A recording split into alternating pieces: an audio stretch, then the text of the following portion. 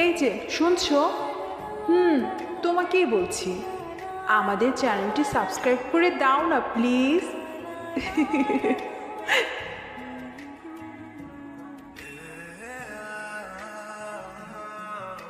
Mister করিমের মেয়ে নীলা বাড়ির দোতলা জানালা থেকে রাহুলের দিকে তাকিয়ে আছে। সেই ছোটবেলা থেকে সে রাহুলকে নীরবে পছন্দ করে। রাহুলের সহজ সরল জীবন, বইয়ের প্রতি তার টান, আর তার চোখে স্বপ্নের ঝলকানি সবকিছু নীলাকে মুগ্ধ করে। রাহুল নীলাদের বাড়িতে কাজ করে, এখানে কাজ করে সে তার পড়াশোনার খরচ বের করে।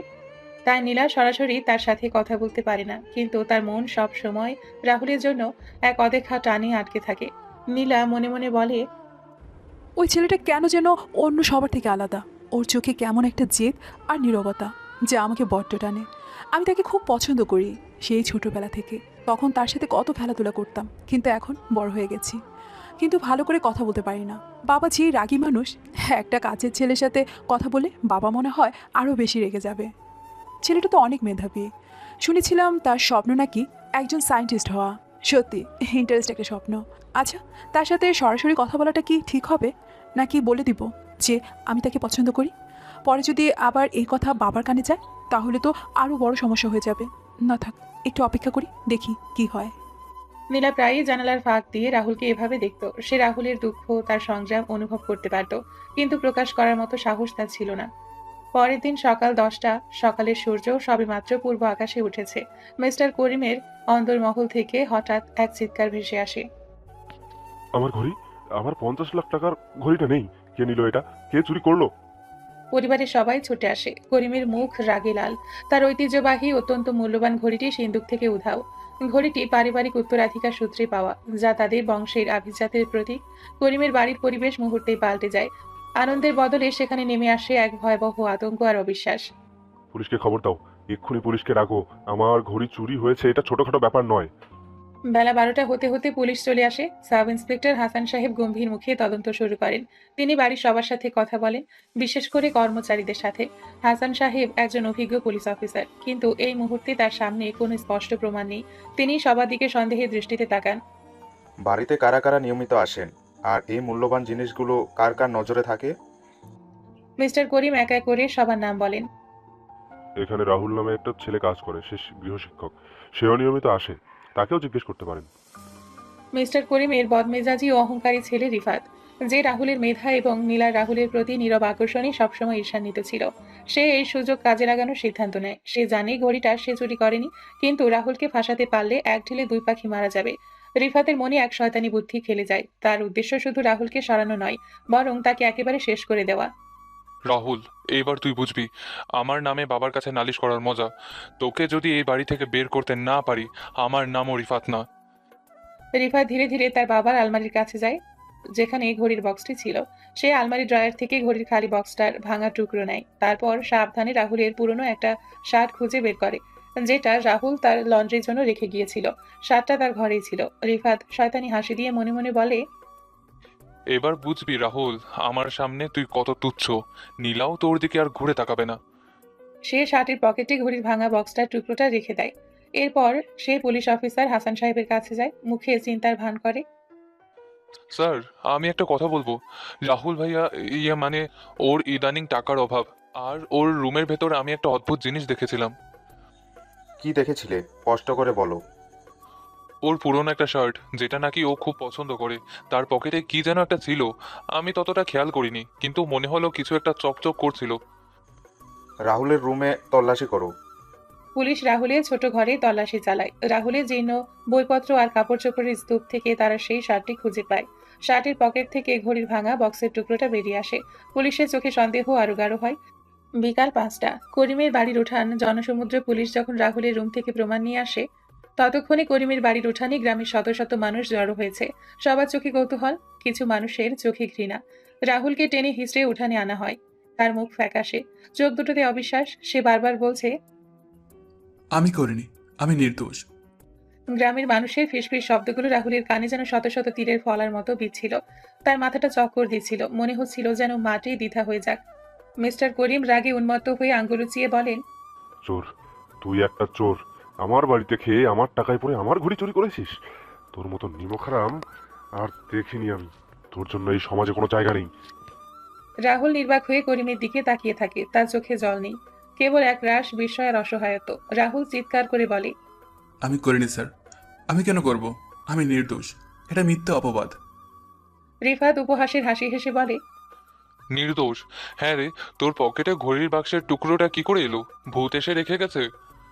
ভিড়ের মধ্যে কিছু মানুষ রাহুলের দিকে তেড়ে আসে, কেউ কেউ তাকে ধাক্কা দেয়, কেউ নোংরা কথা বলে। এক গ্রামবাসী বলেন, চোরকে মারো, ওর শাস্তি হওয়া উচিত।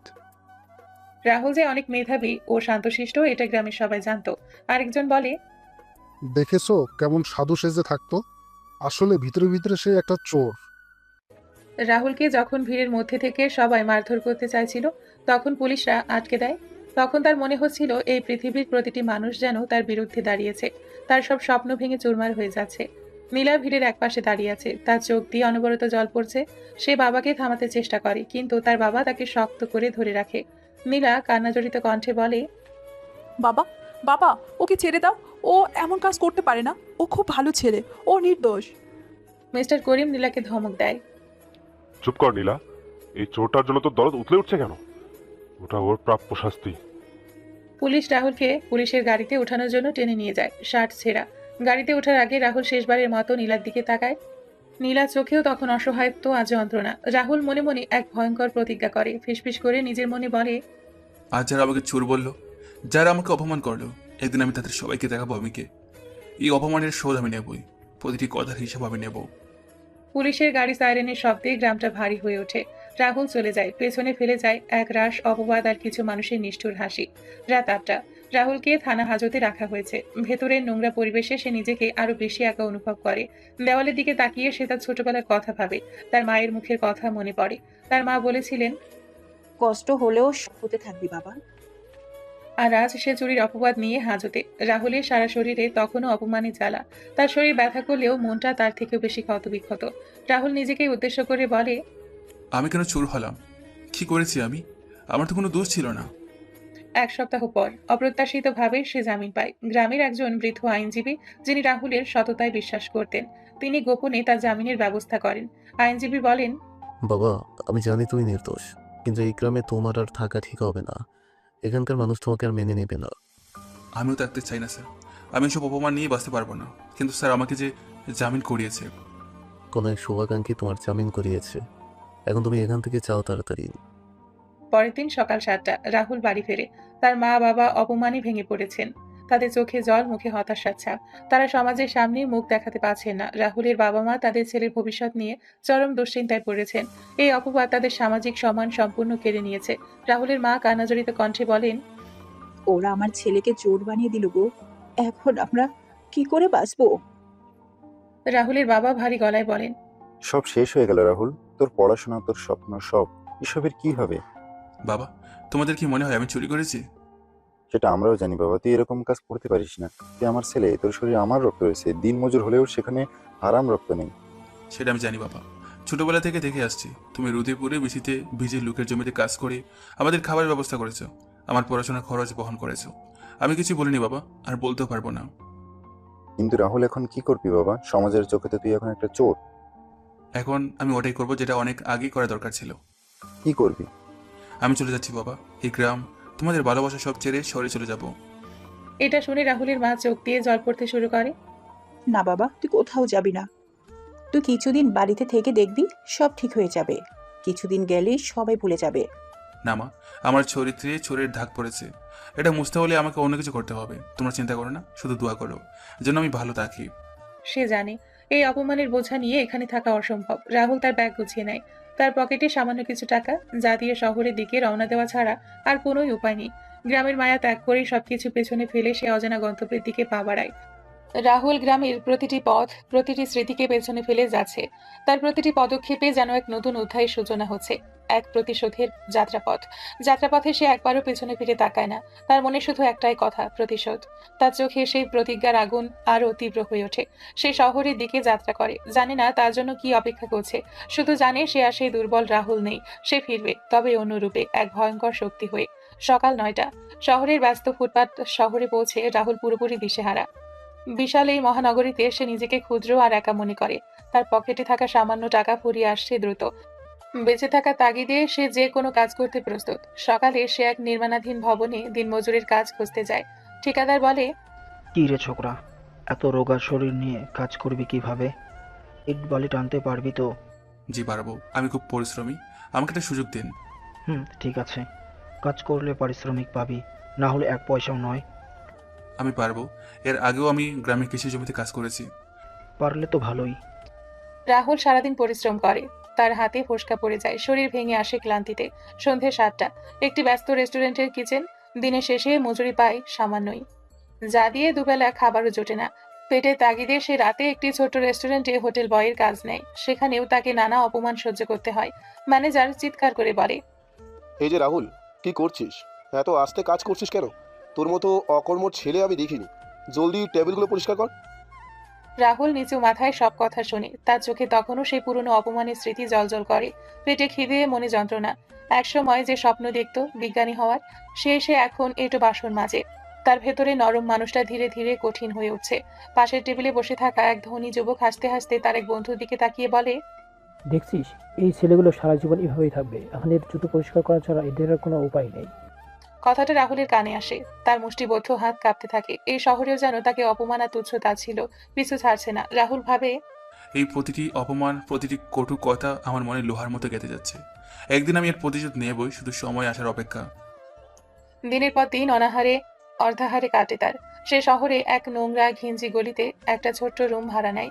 রাতের বেলা রুমে শুয়ে সে সিলিং এর দিকে তাকিয়ে থাকে। তার চোখে ঘুম আসে না, কেবল অতীতের অপমান আর ভবিষ্যতে অনিশ্চয়তা তাকে তাড়া করে বেড়ায়। আর কতদিন এভাবে ভাসবো? এই শহরের প্রতিটি মানুষ আমাকে যেন আরো ছোট করে দিচ্ছে। কিন্তু যাই হয়ে যাক, একদিন আমি প্রমাণ করব আমি কে। এই অপমানের হিসাব আমাকে মেটাতেই হবে। রাত 11টা, অন্ধকার গলিপথ, শহরের প্রান্ত।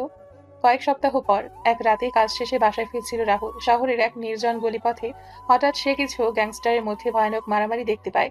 তারা ধারালো অস্ত্র নিয়ে একে অপরের উপর ঝাঁপিয়ে পড়েছিল।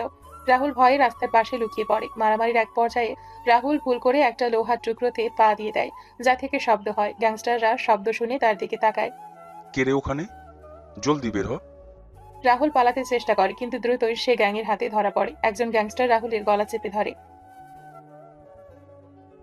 রাহুল ভয় কাঁপে, কিন্তু তার চোখে তখনও এক অদম্য জেদ আর বাঁচা তীব্র আকাঙ্ক্ষা।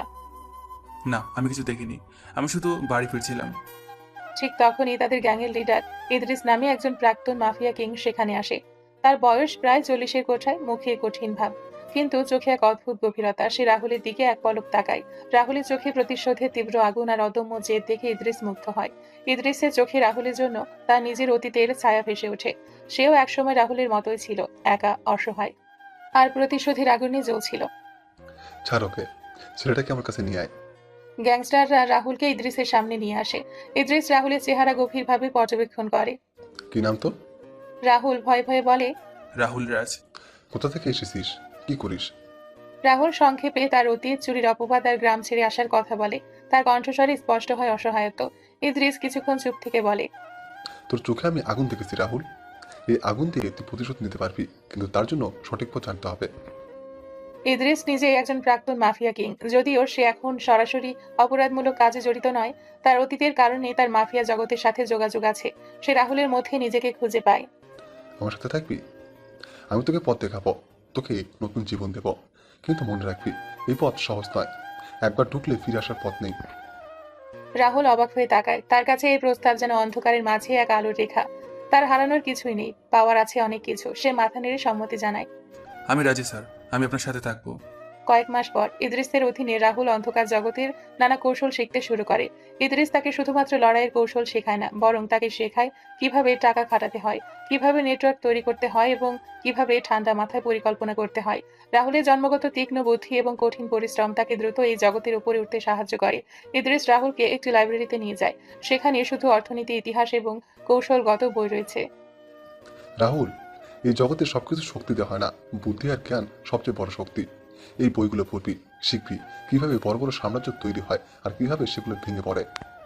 রাহুল মন দিয়ে ইদ্রিসের কথা শোনে এবং দিনরাত এক করে পড়াশোনা আর প্রশিক্ষণ নেয়। তার শেখার ক্ষমতা দেখে ইদ্রিস নিজেও মুগ্ধ। সে রাহুলের মধ্যে ভবিষ্যৎ মাফিয়া কিং এর ছায়া দেখতে পায়। ইদ্রিস রাহুলকে তার পুরনো পরিচয় ভুলে যেতে বলে এবং তাকে নতুন একটি নাম দেয়, আর কে। এই নামটি তার অতীতের কোনো চিহ্ন বহন করে না, যা তাকে নতুন করে শুরু করতে সাহায্য করে। আজ থেকে তোর নাম আর রাহুল নয়, তুই আর কে। তোর অতীতকে ভুলে যাবি। তোর একমাত্র লক্ষ্য হবে নিজেকে শক্তিশালী করা, এতটাই শক্তিশালী যে কেউ যেন তোকে কোনোদিন অপমান করার সাহস না পায়। আমি বুঝছি স্যার, আর কে নামই আমি বাঁচবো। আরকে দ্রুত ইদ্রিসের ডান হাত হয়ে ওঠে। সে ছোট ছোট কাজ থেকে শুরু করে গ্যাংয়ের বড় বড় চুক্তিতে অংশ নেয়। তার ঠান্ডা মাথার সিদ্ধান্ত নেওয়ার ক্ষমতা এবং অসম্ভব সাহস তাকে সবার চোখে তুলে ধরে। ইদ্রিসের অন্যান্য অনুসারীরাও তাকে শ্রদ্ধা করতে শুরু করে। সে নতুন করে নিজেকে গড়ে তোলে, তার শরীর আরো সুঠাম হয়, চলাফেরায় আসে আত্মবিশ্বাস। তার পোশাক, তার কথা বলার ধরন, সবকিছুতেই আসে এক আমূল পরিবর্তন। তোর চোখ আর কাজ করার পদ্ধতি থেকে আমার মনে হয় তুই একদিন এই জগতের সবচেয়ে বড় খেলোয়াড় হবি। আরকে ইদ্রিসের দিকে কৃতজ্ঞতার দৃষ্টিতে তাকায়। ইদ্রিসই তাকে নতুন জীবন দিয়েছে, বাঁচার রসদ জুগিয়েছে। ধীরে ধীরে কয়েকটি বছর পার হয়ে যায়। এদিকে করিমের বাড়ি, নীলার ঘর। নীলা রাহুলের কথা ভুলতে পারেনি। কয়েক বছর কেটে গেছে, কিন্তু রাহুলের স্মৃতি তার মনে অমলিন। সে বাবাকে অনেকবার বোঝানোর চেষ্টা করেছিল যে রাহুল নির্দোষ ছিল, কিন্তু মিস্টার করিম তার কথা শুনেনি। নীলা মায়ের কাছে বলে, মা, আমার বিশ্বাস হয় না রাহুল এমন কাজ করতে পারে। ওর মতো শান্ত আর সৎ ছেলে আমি দেখিনি। বাবা কেন ওর কথা শুনলেন না? কি আর করা যাবে মা, যা হওয়ার তা তো হয়েই গেছে। এখন তোকে তোর ভবিষ্যতের কথা ভাবতে হবে। কিন্তু নীলা মানসিকভাবে অস্থির। সে বিশ্বাস করে রাহুল একদিন ঠিকই ফিরবে। সে প্রতিদিন অপেক্ষা করে রাহুলের একটা খবরের জন্য। সন্ধ্যা, নীলার বেডরুম। নীলা তার পুরনো ডায়েরিটা বের করে। তার ভেতরে রাহুলের সাথে তোলা কয়েকটি পুরনো ছবি আছে। কলেজের অনুষ্ঠানের ছবি, সেখানে রাহুল আর নীলা পাশাপাশি দাঁড়িয়ে আছে। ছবিগুলো দেখে তার চোখে জল আসে। নীলার মনে পড়ে কলেজের সেই দিনগুলোর কথা, যখন রাহুল নীরবে তার দিকে তাকিয়ে থাকতো আর নীলাও আর চোখে তাকে দেখতো। তাদের মধ্যে যেন এক অদৃশ্য বাঁধন ছিল। নীলা ছবিতে রাহুলের মুখের দিকে তাকিয়ে বলে, তুমি কোথায় আছো রাহুল? কেমন আছো? কি করছো? আমি জানি তুমি নির্দোষ ছেলে। তুমি কেন চলে গেলে? কেউ তোমাকে বিশ্বাস না করুক, আমি তোমাকে বিশ্বাস করি। সে রাহুলের সহজ সরল হাসি, তার বইয়ের প্রতি ভালোবাসা আর তার চোখে দেখা স্বপ্নগুলো মনে করার চেষ্টা করে। তার মন এক অজানা আশঙ্কায় ডুবে যায়। জানি না তুমি কেমন আছো, কোথায় আছো। এই শহর কত নিষ্ঠুর রাহুল। তুমি হয়তো অনেক কষ্টে আছো, কিন্তু আমার বিশ্বাস তুমি একদিন ফিরবে, আর তখন সব সত্য প্রকাশ পাবে। প্রতিদিন সে রাহুলের জন্য অপেক্ষা করে। তার বাবা মা তাকে বিয়ে দেওয়ার জন্য চাপ দিচ্ছেন, কিন্তু নীলা রাজি হয় না। তার মনে শুধু রাহুলের স্মৃতি আর এক অদম্য আশা, রাহুল একদিন ফিরবেই। 5 বছর পর রাত 11টা, শহরের উপকণ্ঠ, পরিত্যক্ত ওয়্যার হাউস। এই 5 বছরে সব পাল্টে গেছে। সে গ্রাম্য ছেলে রাহুল এখন আর নেই। এখন সে শহরের আন্ডারওয়ার্ল্ডের অপ্রতিরোধ্য নাম আরকে। তার রাজত্ব এখন দেশের গণ্ডি ছাড়িয়ে বিদেশের মাটিতেও ছড়িয়ে পড়েছে।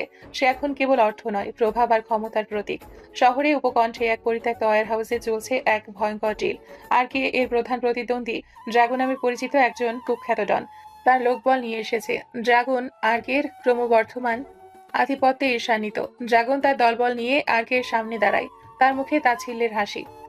কি রে আর কে, শুনেছি তুই নাকি এই শহরের নতুন রাজা হতে চাস। জানিস, রাজার সিংহাসনে বসার জন্য শুধু টাকার জোর লাগে না, বুকের পাঠা লাগে। আরকে শান্তভাবে তার দিকে তাকিয়ে থাকে। তার চোখে কোনো ভয় নেই, কেবল এক ঠান্ডা দৃঢ়তা। আমার বুকের পাটা কেমন সেটা তো তুই গত 5 বছর ধরে দেখেছিস ড্রাগন। তোর সাম্রাজ্য কেন ছোট হয়ে আসছে সেটা একটু ভেবে দেখিস। ড্রাগনের মুখ লাল হয়ে যায়। সে তার এক লোককে ইশারা করে। সঙ্গে সঙ্গে রাহুলের দিকে 3 জন লোক বন্দুক তাক করে। বেশি কথা বলিস না, আমার সাথে টক্কর দিতে আসিস না, তাহলে তোর এই নতুন সাম্রাজ্য চোখের পলকে ভেঙে দিব। যা চাইছি দিয়ে দে। আরকে সামান্য হাসে, তার চোখ দুটো তীক্ষ্ণ হয়ে ওঠে। আমার কাছ থেকে কিছু নেওয়ার ক্ষমতা তোর নেই ড্রাগন, আর আমি কিছু দিলে সেটা তোর সহ্য করার ক্ষমতা থাকবে না। মুহূর্তের মধ্যে ওয়্যার হাউসের লাইটগুলো নিভে যায়। শুরু হয় এক ভয়ঙ্কর অ্যাকশন। চারদিক থেকে আরকের লোকেরা ড্রাগনের গ্যাংকে ঘিরে ফেলে। অন্ধকারে কেবল বন্দুকের গুলির শব্দ আর মারামারির আওয়াজ শোনা যায়। আরকে নিজে বিদ্যুতের মতো দ্রুত গতিতে ড্রাগনের প্রধান সহকারীর দিকে এগিয়ে যায়। তার প্রতিটি চাল নিখুঁত, প্রতিটি আঘাত মারাত্মক। রাহুল যে শুধু মস্তিষ্ক খাটাতে জানে তা নয়, সে শারীরিক লড়াইও ভয়ঙ্কর। ড্রাগনের লোকগুলো এক এক করে ধরাশায়ী হতে থাকে। ড্রাগন হতবাক হয়ে সবকিছু দেখে, তার চোখে অবিশ্বাস। ড্রাগন চিৎকার করে বলে, এটা কি হচ্ছে?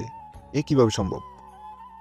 আলো জ্বলে ওঠে। দেখা যায় ড্রাগনের সব লোক মাটিতে পড়ে আছে, কেউ অচেতন, কেউ আহত। আরকে ড্রাগনের দিকে এগিয়ে যায়, তার হাতে একটা চকচকে ছুরি। এবার বুঝলে ড্রাগন, এই শহরে কে রাজা আর কে গোলাম?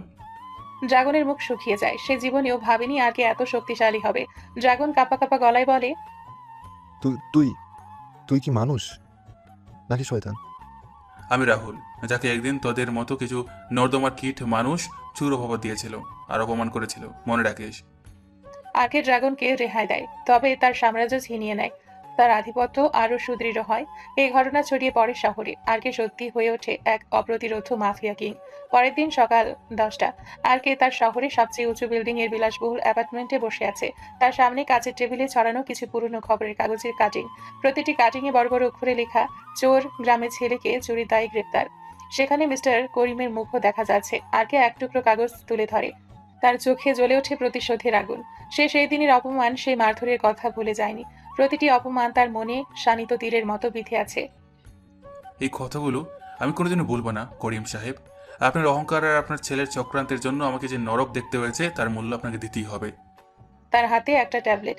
সে তাতে দ্রুত কিছু টাইপ করে। স্ক্রিনে ভেসে ওঠে তার গ্রামের নাম, করিম পরিবারের ঠিকানা আর তাদের ব্যবসার যাবতীয় তথ্য। সে গত 5 বছর ধরে গোপনে তাদের উপর নজর রাখছে। সে জানে করিমের ব্যবসা এখন লোকসানে চলছে। রিফাত মাদকাসক্ত হয়ে আরো বেপরোয়া হয়ে উঠেছে। আগে তার ব্যক্তিগত সহকারীকে ফোনে বলে, অমিত, মিস্টার করিমের নতুন প্রজেক্টের সমস্ত ফাইল আমার টেবিলে চাই, আর রিফাতের বর্তমান কার্যকলাপের উপর আরও কড়া নজর রাখবে। আমি চাই তাদের প্রতিটি পদক্ষেপ যেন আমার জানা থাকে। জি বস, এখনই ব্যবস্থা করছি। আগে তার বিশাল কাচের জানালা দিয়ে শহরের দিকে তাকায়। এই শহর এখন তার হাতের মুঠোয়, কিন্তু তার মন পড়ে আছে সেই গ্রামে যেখানে তাকে অপমান করা হয়েছিল। আমার প্রতিশোধ ঠান্ডা হবে, আর সেটা হবে খুব ধীরে ধীরে। ওদের প্রতিটা নিঃশ্বাসে যন্ত্রণা থাকবে। সে জানে তার সময় এসেছে। করিম পরিবারের পতন এখন শুধু সময়ের অপেক্ষা। 1 মাস পর সকাল 9:30, শহরের কর্পোরেট ভবন। মিস্টার করিমের ব্যবসা ক্রমাগত লোকসানে চলছিল। একের পর এক ডিল হাতছাড়া হচ্ছিল। পারিবারিক ব্যবসা বাঁচাতে নীলা নিজে শহরে আসে। সে তার বাবার পুরনো ব্যবসায়িক পরিচিতদের সাথে দেখা করে সাহায্য চাইছে। তার চোখে মুখে ক্লান্তির ছাপ, কিন্তু চোখে এক দৃঢ়তা। নীলা তার পরিবারের পতন ঠেকাতে মরিয়া। সে জানে এই মুহূর্তে তার বাবা আর রিফাত কেউ দায়িত্ব নেওয়ার মতো অবস্থায় নেই। নীলা একটি নামকরা কর্পোরেট অফিসের রিসেপশনে বসে আছে। এই অফিসটি আরকের একটি সহযোগী প্রতিষ্ঠানের। নীলা তার অফিসের ঠিকানা দেখেও চিনতে পারে না যে এটি আরকের। নীলা রিসেপশনিস্টকে বলে, আমি নীলা। মিস্টার রায়হান সাহেবের সাথে আমার একটা অ্যাপয়েন্টমেন্ট আছে। করিম টেন্ডার্স থেকে এসেছি। একটু অপেক্ষা করুন ম্যাডাম, উনি ব্যস্ত আছে। নীলা অপেক্ষা করতে থাকে। তার চারপাশে বড় বড় কর্পোরেট অফিসাররা ব্যস্ত ভঙ্গিতে হেঁটে চলেছে। সে ভাবে এই শহরে টিকে থাকা কত কঠিন। বেলা 11টা। মিস্টার রায়হান অবশেষে আসেন। তিনি আরকের একজন বিশ্বস্ত কর্মচারী।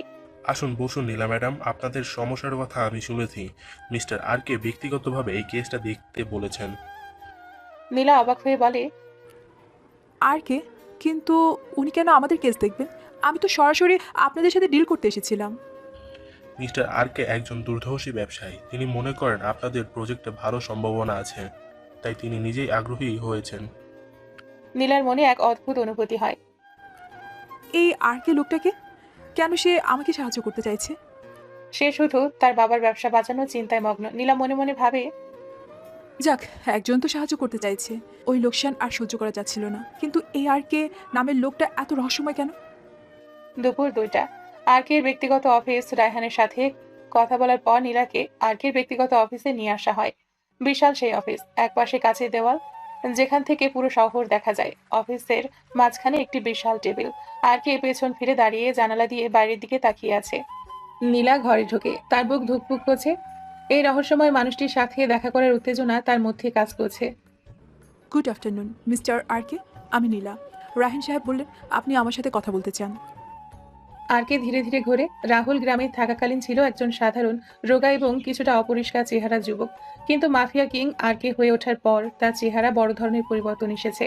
সে এখন সুঠাম দেহের অধিকারী। দামি পোশাক, চুল ও দাড়ির স্টাইল বদলে ফেলেছে।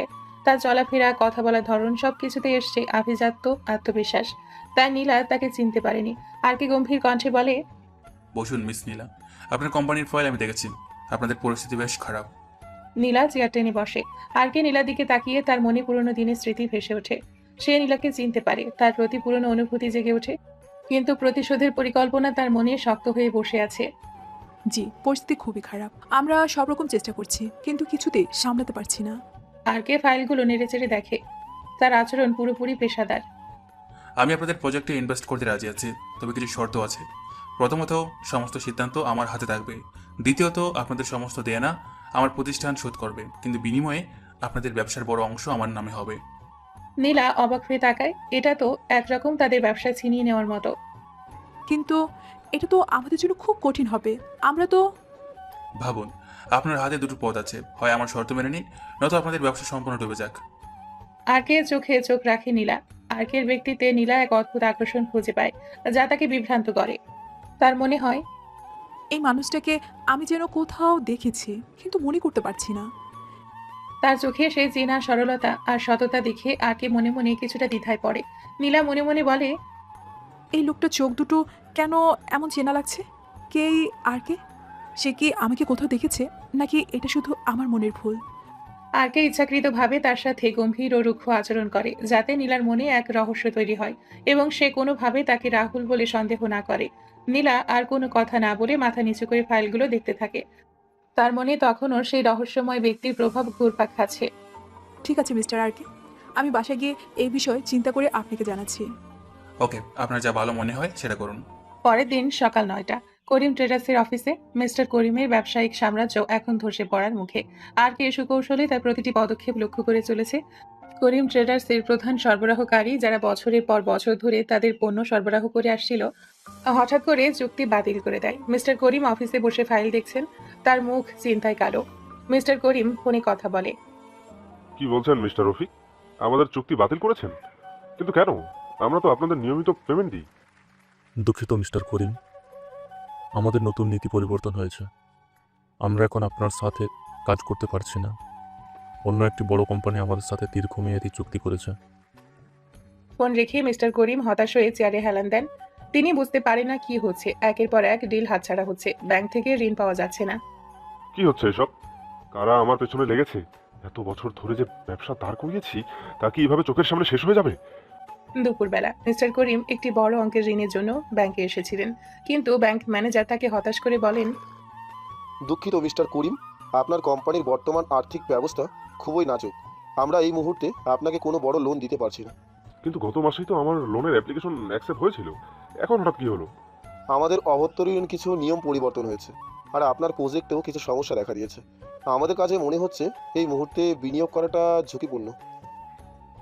মিস্টার করিম ব্যাংক থেকে বের হন। তার মাথা ঘুরছে, তিনি বুঝতে পারছেন না তার সব দরজা কেন বন্ধ হয়ে যাচ্ছে। বিকাল 4টা, আর কে তার অফিসে বসে ল্যাপটপে মিস্টার করিমের কোম্পানির সমস্ত ডেটা পর্যবেক্ষণ করছে। তার মুখে এক শয়তানি হাসি। সে তার প্রধান প্রতিদ্বন্দ্বীদের সাথে হাত মিলিয়েছে, যারা করিমের ব্যবসার পতনে আগ্রহী। আর কে ফোনে তার এক ব্যবসায়িক অংশীদারকে বলে, হ্যাঁ মিস্টার চৌধুরী, করিমের সর্বশেষ প্রজেক্টে হাতছাড়া হয়েছে। এখন সে ব্যাংকের ঋণও পাচ্ছে না, ঠিক যেমনটা আমরা চেয়েছিলাম। আপনি যা চান তাই হবে মিস্টার আর কে।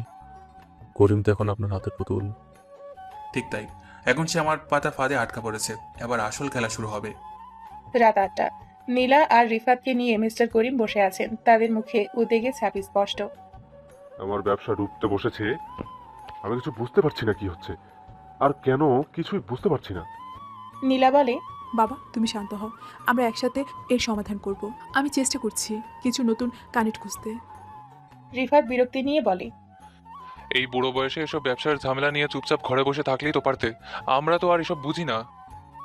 মিস্টার করিম রাগে ফুঁসতে থাকেন। তার নিজের ছেলেও তাকে বুঝছে না। করিম পরিবার ধীরে ধীরে অর্থনৈতিক সংকটে আরো গভীর তলিয়ে যেতে থাকে। পরের দিন সকাল 10টা, আরকের কর্পোরেট অফিস। পারিবারিক ব্যবসা বাঁচাতে নীলা মরিয়া হয়ে ওঠে। তার শেষ ভরসা আরকে। তার মনে সন্দেহ থাকলেও আরকের সাহায্যের প্রস্তাব তাকে মেনে নিতে বাধ্য করে। আজ তাকে আবার আরকের সাথে একটি গুরুত্বপূর্ণ ব্যবসায়িক আলোচনায় বসতে হবে। নীলা আরকের অফিসে ঢুকে। আরকে তার বিশাল চেয়ারে বসে আছে, তার চোখে গভীর দৃষ্টি। মিস নীলা বসুন। আপনার কোম্পানির বর্তমান অবস্থা আমি জানি। আপনারা বড় ক্ষতির মুখে আছেন। জি মিস্টার আর কে, আমরা খুবই খারাপ অবস্থায় আছি। আপনার সাহায্য ছাড়া আমাদের ব্যবসা টিকবে না। আমি তো আপনাকে আগে শর্তগুলো বলেছি। আপনার বাবার ব্যবসার বড় অংশ আমার অধীনে আসবে। আপনি কি রাজি? নীলার মুখ ফ্যাকাশে হয়ে যায়। এটা তার জন্য কতটা কঠিন তা সে বুঝতে পারে। আমাদের আর কোনো উপায় নেই মিস্টার আর কে, আমি রাজি। আরকে এক মুহূর্ত নীরব থাকে। তার মনে প্রতিশোধের তৃপ্তি, কিন্তু নীলার অসহায় মুখ দেখে তার মনে এক অদ্ভুত অনুভূতি হয়। ভালো কথা। এবার শুনুন, আপনার বাবার একটা পুরনো অভ্যাস ছিল। সে যখন খুব চাপে থাকতো তখন একটি বিশেষ ধরনের চকলেট খেত, যা নাকি তার মন শান্ত করত। মনে আছে আপনার? নীলা অবাক হয়ে আরকের দিকে তাকায়। এই কথাটা শুধু তার ফ্যামিলি আর রাহুলই জানতো। তার মনে এক অদ্ভুত দেজাভু তৈরি হয়। নীলা মনে মনে, এই লোকটা আমার বাবার এই ব্যক্তিগত অভ্যাসটা জানো কিভাবে? এটা তো শুধু বাবা আর আমার রাহুলই জানতো।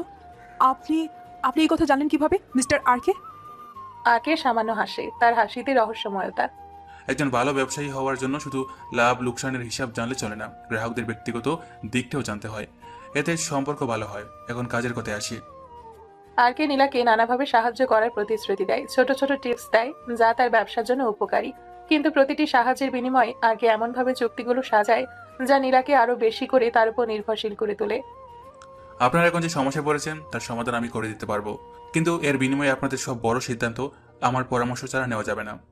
নীলা দ্বিধাগ্রস্ত হয়, তার মনে অদ্ভুত এক টানাপোড়েন চলে। এই মানুষটাকে সে চিনতে পারছে না, কিন্তু তার প্রতিটি কথাই যেন রাহুলের ছায়া। নীলা আবার মনে মনে বলে, কে এই আরকে? সে কি সত্যি শুধু একজন ব্যবসায়ী, নাকি তার অন্য কোনো উদ্দেশ্য আছে? কেন জানি মনে হচ্ছে ওকে আমি কোথাও দেখেছি, যেন ওকে আমি চিনি। ওর চোখগুলো, ওর কথা বলার ভঙ্গি। নীলা আরকের চাপানো শর্তগুলো মেনে নিতে বাধ্য হয়, কারণ তার পরিবারকে বাঁচানোর আর কোনো পথ খোলা নেই। ঠিক আছে আরকে, আমার বাবাও আপনার সাথে এই বিষয়ে কথা বলবেন। আমি ওনাকে সব বুঝিয়ে বলবো, তারপর ডিল ফাইনাল হবে। পরের দিন ব্যবসায়িক সমঝোতার জন্য মিস্টার করিম নিজেই আরকের সাথে দেখা করতে আসেন। তার মুখে পুরনো অহংকার নেই, আছে শুধু অসহায়ত্ব। মিস্টার করিম বলেন, মিস্টার আরকে, আমার কোম্পানিকে বাঁচান। আমি আপনার সব শর্ত মেনে নিতে রাজি আছি। আমার মেয়ে আমাকে সব বলেছে।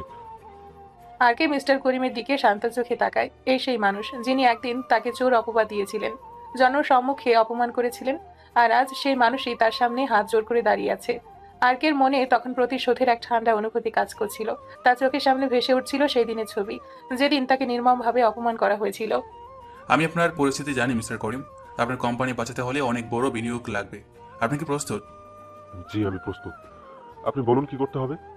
আরকে চেয়ার ছেড়ে উঠে দাঁড়ায়, মিস্টার করিমের সামনে দিয়ে হেঁটে যায়। তার গলার স্বর কিছুটা পাল্টে যায়, তাতে একটা পুরনো পরিচিতি মিশে থাকে। মনে আছে মিস্টার করিম, একবার আপনার বাড়িতে একটা মূল্যবান ঘড়ি চুরি হয়েছিল। সেই সময় আপনি একজন নির্দোষ ছেলেকে চোর অপবাদ দিয়েছিলেন। আপনার মনে আছে সেই ঘটনার কথা? মিস্টার করিম চমকে ওঠেন, তার মুখ ফ্যাকাশে হয়ে যায়। আরকের এই প্রশ্ন এবং তার গলার স্বর করিমের মনে এক পরিচিত সুর তোলে। তার চোখে রাহুলের চেহারা ভেসে ওঠে। মিস্টার করিম কাঁপা কাঁপা গলায় বলেন, আপনি আপনি এই কথা জানলেন কিভাবে? কে আপনি? আরকে সামান্য হেসে, আমি একজন ব্যবসায়ী মিস্টার করিম। ব্যবসার জন্য সবকিছু জানতে হয়। আমি শুধু জানতে চাইছি, সেই ছেলেটা কি সত্যি চুরি করেছিল, নাকি আপনারাই তাকে ফাঁসিয়েছিলেন? করিমের কপাল বেয়ে ঘাম ঝরতে থাকে। তার মনে পুরনো ভুলের তীব্র অনুশোচনা হয়। সেটা সেটা ছিল একটা ভুল বোঝাবুঝি, যেটা আমার পরে জানতে পেরেছি। আমরা আমরা ভুল করেছিলাম। যাক, অন্তত স্বীকার করলেন। আপনার সেই ভুলের জন্য অনেক মূল্য দিতে হয়েছিল তাকে। এখন আপনার ভুলের মাসুল গুনছেন আপনি। এটা মেনে নিতে শিখুন। আরকে তাকে এমন কিছু শর্ত দেয় যা অত্যন্ত অপমানজনক। আপনার পারিবারিক ঐতিহ্যবাহী বাড়ি এবং অন্যান্য সম্পত্তি আরকের নামে বন্ধক রাখতে হবে। এখন আপনি আমার শর্তগুলো নিয়ে ভাবুন। আপনার ভাগ্য এখন আমার হাতে। মিস্টার করিমের মুখ বিবর্ণ হয়ে যায়। তিনি জানেন তার আর কোনো পথ নেই। এই লোকটা যেন তার সবকিছু জেনে বসে আছে। দুপুর 2টা। এদিকে রিফাত মাদকাসক্ত হয়ে আরো বিপর্যয় হয়ে উঠেছে। তার বাবা মিস্টার করিমের ব্যবসার পতনে সে নিজেও মানসিকভাবে বিপর্যস্ত। তার কাছে টাকা নেই, সে বাবার উপর নির্ভরশীল। কিন্তু আরকের ক্ষমতার প্রভাব দেখে সে আতঙ্কিত হয়। সে জানতে পারে আরকে তার পরিবার সম্পর্কে এমন সব তথ্য জানে যা তাদের ব্যবসায়িক শত্রুদের পক্ষেও জানা সম্ভব নয়। রিফাত ফোনে তার মাদকাসক্ত বন্ধুকে বলে, তুই জানিস না কি হচ্ছে? আরকে নামের একজন লোক আমাদের সব শেষ করে দিচ্ছে। সে আমাদের সম্পর্কে সব জানে। মনে হচ্ছে সে আমাদের পেছনে সব খবর জানে। কে এই আর কে? তুই এত ভয় পাচ্ছিস কেন? তার ক্ষমতা দেখলে তুইও ভয় পাবি। মনে হচ্ছে সে আমাদের প্রতিটি নিঃশ্বাসের উপর নজর রাখছে। আমি নিশ্চিত সে কোনোভাবে আমাদের গ্রামের সাথে জড়িত। রিফাত বুঝতে পারে এই নতুন ক্ষমতাধর ব্যক্তি তাদের জন্য বিপদ ডেকে আনছে। তার মনে পুরনো ভয়ের অনুভূতি ফিরে আসে। যখন সে রাহুলকে ফাঁসিয়েছিল, সে সন্দেহ করতে শুরু করে আরকে হয়তো সেই রাহুল। এই চিন্তা তাকে অস্থির করে তোলে। বিকেল 5টা। রিফাত গোপনে একজন ব্যক্তিগত গোয়েন্দা নিয়োগ করে আরকের পরিচয় বের করার জন্য। সেই গোয়েন্দাকে আরকের কিছু ব্যক্তিগত তথ্য দেয় যা সে নানা সূত্র থেকে জোগাড় করেছে। আমি এই লোকটা সম্পর্কে সব জানতে চাই। তার অতীত, সে কোথা থেকে এসেছে, তার গ্রামের বাড়ি কোথায়, সবকিছু। কাজটা কঠিন হবে স্যার। এই আর্ক সম্পর্কে খুব বেশি তথ্য নেই। সে যেন এক রহস্যময় মানুষ। যত টাকা লাগে আমি দেব, শুধু আমাকে তার আসল পরিচয় এনে দাও। রিফাত অস্থিরভাবে পায়চারি করে। তার চোখে ভয় আর অস্থিরতা। মনে মনে ভাবে, যদি আরকে সত্যিই রাহুল হয় তাহলে আমার কি হবে? ও আমাকে শেষ করে দিবে। আমি ওকে যে অপমান করেছিলাম, যে মিথ্যা অপবাদ দিয়েছিলাম, তার প্রতিশোধ নিতে ও ফিরে এসেছে। রিফাত রাতে ঘুমোতে পারে না। তার মনে কেবল আরকের নাম আর রাহুলের সেই প্রতিশোধের আগুন জ্বলতে থাকে। সে নিশ্চিত হতে চায় এই রোগটা কি। তার জীবনের সবচেয়ে বড় ভুল তার সামনে এক ভয়ঙ্কর রূপে ফিরে এসেছে 1 সপ্তাহ পর সকাল 10টায়। মিস্টার করিমের ব্যবসার একটি বড় অংশ এখন আর্কের অধীনে এবং পারিবারিক ঐতিহ্যবাহী বাড়ি এবং অন্যান্য সম্পত্তি আর্কের নামে বন্ধক পড়ে গেছে। ব্যবসায়িক ডিলের সূত্রে আর্কে এবং নীলা প্রায়শই একসাথে কাজ করে। আজকের মিটিংয়ে তারা একটি নতুন প্রকল্পের পরিকল্পনা নিয়ে আলোচনা করছে। নীলা আর্কের সামনে ফাইলগুলো নিয়ে বসে আছে, তার চোখে ক্লান্তির ছাপ কিন্তু বুদ্ধিমত্তার ঝলক স্পষ্ট। আর্কে নীলার মেধা, সততা এবং কঠোর পরিশ্রমে মুগ্ধ। তার মনে নীলার পুরনো অনুভূতিগুলো আবার ফিরে আসতে শুরু করেছে। প্রতিশোধের লক্ষ্য তার মনে শক্তভাবে গেঁথে থাকলেও নীলার সরলতা তাকে দ্বিধায় ফেলছে। আপনার প্রজেক্ট প্রেজেন্টেশন আমি দেখেছি মিস নীলা, অসাধারণ কাজ করেছেন। আপনার বাবা তো এমন বিস্তারিত কাজ কখনো করতেন না। ধন্যবাদ মিস্টার আরকে। আমি চেষ্টা করি আমার সেরাটা দিতে। বাবা এখন অসুস্থ, তাই সব দায়িত্ব আমার কাঁধে। আমি জানি আপনার উপর অনেক চাপ পড়েছে, কিন্তু আপনি বেশ সামলে নিচ্ছেন, ভালো লাগলো। নীলা মৃদু হাসে। আর্কের এমন প্রশংসা সে আশা করেনি। আমি শুধু আমার পরিবারের জন্য যা ভালো সেটাই করতে চাইছি। আর্কে তার ল্যাপটপে কিছু দেখে এবং হঠাৎ গম্ভীর হয়ে যায়। এই যে দেখুন, এই অংশটা ঠিক হয়নি। এই সেকশনে বিনিয়োগের পরিমাণটা অনেক বেশি দেখাচ্ছে, এতে ক্ষতির ঝুঁকি বাড়বে। কিন্তু আমার হিসেবে। আর্কে নীলার দিকে গম্ভীর দৃষ্টিতে তাকিয়ে বলে, হিসেব শুধু খাতায় থাকে না মিস নীলা, হিসেব থাকে অভিজ্ঞতায়, মানুষ চেনার ক্ষমতায়। আপনি কি জানেন, কিছু মানুষ বাইরে থেকে খুব ভালো দেখলেও ভিতরে ভিতরে তাদের উদ্দেশ্য থাকে খারাপ। কথাটা শুনে নীলা সামান্য চমকে ওঠে। রাহুলের চুরির অপবাদ আর রিফাতের চক্রান্তের কথা তার মনে পড়ে যায়। নীলা কণ্ঠস্বরে কিছুটা আবেগ নিয়ে বলে, আমি জানি মিস্টার আরকে, আমার জীবনে এমন অভিজ্ঞতা আছে যখন একজন নির্দোষ মানুষ শুধু অন্যদের চক্রান্তের শিকার হয়েছিল। আর্কে নীলা চোখের দিকে তাকায়। তার চোখে এক মুহূর্তের জন্য রাহুলের সেই পুরনো কষ্ট আর রাগ ফুটে ওঠে, যা নীলা ধরতে পারে না। কিছু ভুল বোঝাবুঝি সারা জীবনের ক্ষত হয় থাকে, তাই না মিস নীলা? নীলা অবাক হয়ে আর্কের দিকে তাকায়। তার মনে হয় এই মানুষটা যেন তার মনের কথা পড়তে পারছে। তাদের মধ্যে কিছু মিষ্টি মুহূর্ত তৈরি হয়। মাঝে মাঝে আর্কে ইচ্ছাকৃতভাবে এমনভাবে কথা বলে যেন রাহুলের পুরনো অভ্যেস বা পছন্দের কথাগুলো তার মুখ দিয়ে বেরিয়ে আসে, বা নীলার মনে এক অদ্ভুত চেনা অনুভূতি তৈরি করে। দুপুরের লাঞ্চ বিরতিতে আর্কে এবং নীলা একসাথে অফিসের ক্যাফেটেরিয়ায় আসে। আর্কে স্যান্ডউইচ হাতে নিয়ে নীলার দিকে তাকায়। আপনি কি এখনই বই পড়তে ভালোবাসেন? আপনি কি এখনো বই পড়তে ভালোবাসেন? আমি শুনেছি আপনি নাকি একসময় লাইব্রেরিতে ঘন্টা পর ঘন্টা কাটিয়ে দিতেন। নীলার হাত থেকে স্যান্ডউইচটা পড়ে যায়। তার চোখ কপালে ওঠে। এই কথাটা কিভাবে আর্কে জানলো? এটা তো খুব ব্যক্তিগত কথা ছিল, যা শুধু রাহুলই জানতো, কারণ সে প্রায়ই লাইব্রেরিতে নীলাকে দেখতো। আপনি আপনি এসব কথা কিভাবে জানেন মিস্টার আরকে? এটা তো। আর্কে হাসি চাপার চেষ্টা করে। এটা কোনো গোপন বিষয় নয়, আপনার বায়োডাটা খুব বিস্তারিত, আমি শুধু একটু খোঁজ নিয়েছিলাম। নীলার মনে সন্দেহ আরো গাঢ় হয়। আর্কের এই কথা বলার ভঙ্গিটা যেন রাহুলের মতোই। নীলা মনে মনে ভাবে, কি বলছে এই লোকটা? আমার বায়োডাটাতে তো আমার লাইব্রেরির অভ্যাসের কথা লেখা নেই, তাহলে ও কিভাবে জানো? এ কি রাহুল? কিন্তু কিভাবে সম্ভব? আর্কে নীলার দিকে তাকায়। তার মনে এক অদ্ভুত আকর্ষণ অনুভব করে। প্রতিশোধের তীব্র আকাঙ্ক্ষার মধ্যেও নীলার প্রতি তার ভালোবাসা আবার উঠে দিচ্ছে। আচ্ছা, আমি এক কাপ কফি অর্ডার করি আপনার জন্য। আপনি তো কফি পছন্দ করেন, তাই না? নীলা আবার আশ্চর্য হয়ে বলে, জি হ্যাঁ, আমি কফি পছন্দ করি। নীলা চোখে তখনও আর্কের প্রতি এক রাস কৌতূহল। সে আর্কের ভেতরে নরম মানুষটাকে অনুভব করে, যা তাকে আকর্ষণ করে। কিছুক্ষণ পরে ওয়েটার এসে কফি দিয়ে যায়। রাহুল কফির কাপ নীলার দিকে এগিয়ে দিয়ে বলে, নিন কফি খান। কফি গেলে মাথায় যে চিন্তাগুলো ঘুরপাক আছে সেগুলো হালকা হবে। কই না তো, আমার মাথায় কিছুই খাচ্ছে না। আপনি মিথ্যা বললেও ধরা পড়ে যান। কি মিথ্যে বললাম? আপনার বডি ল্যাঙ্গুয়েজ বলে দিচ্ছে আপনি মিথ্যা বলছেন। আপনি আমাকে নিয়ে অনেক কিছু ভাবছেন, মনের মধ্যে অনেক সন্দেহ ঢুকেছে। মানে আমার মনে আপনাকে নিয়ে সন্দেহ ঢুকেছে, এটা আপনি কিভাবে বুঝলেন? আর্কে কথা ঘুরিয়ে বলে, কফি ঠান্ডা হয়ে যাচ্ছে। আপনি কি কফি প্লেটে ঢেলে খেতে বেশি পছন্দ করেন? এটা শুনে নীলা পুরোই অবাক। আমি এভাবে কফি আপনি জানেন কি করে? আরে আপনার সাথে আমার ব্যবসায়িক ডিল হয়েছে, তো এগুলো জানবো না? আমি এমনই, যার সাথে কাজ করি তার সমস্ত বাইরেটা আগে জেনে নিই, তারপর ডিল করি। আপনি সত্যি একজন রহস্যময় লোক। আরকে। পরের দিন সকাল 11টায় আর্কের অফিসে আসে। নীলার মনে আর্কেকে নিয়ে সন্দেহ ক্রমশ বাড়ছে। তার প্রতিটা কথা, তার চোখের গভীরতা যেন রাহুলকে মনে করিয়ে দিচ্ছে। আজকের মিটিংয়ে আর্কে একটি নতুন পরিকল্পনা নিয়ে আলোচনা করছে। এই প্রজেক্টটা আমি এমনভাবে সাজিয়েছি যেন কোনো ফাঁদ না থাকে। আমি জানি ফাঁদ পাতলে সেই ফাঁদে একদিন নিজেকেও পড়তে হয়। ছোটবেলায় আমি একটা বই পড়েছিলাম যেখানে এই কথাটা লেখা ছিল। বইটার নাম ছিল নিয়তির খেলা। নীলার বুক ধক করে ওঠে। মনে মনে বলে, নিয়মিত খেলা বইটি রাহুলের খুব প্রিয় ছিল। সে প্রায় এই বইয়ের কথা বলতো। আমি যখন রাহুলের সাথে পড়াশোনা করতাম তখন রাহুল আমাকে এই বইটির একটা বিশেষ অংশ পড়ে শুনিয়েছিল। নীলা আশ্চর্য হয়ে মুখে বলে, আপনি নিয়তির খেলা পড়েছেন? ওটা তো আমার একজন একজন বন্ধুর খুব প্রিয় বই ছিল। সে প্রায় বলতো এই বইয়ের প্রতিটি লাইন যেন তার জীবনের কথা। আর কে শান্তভাবে বলে, আমারও খুব প্রিয় বই। জীবনের অনেক কঠিন সময় এই বইটা আমাকে পথ দেখিয়েছে।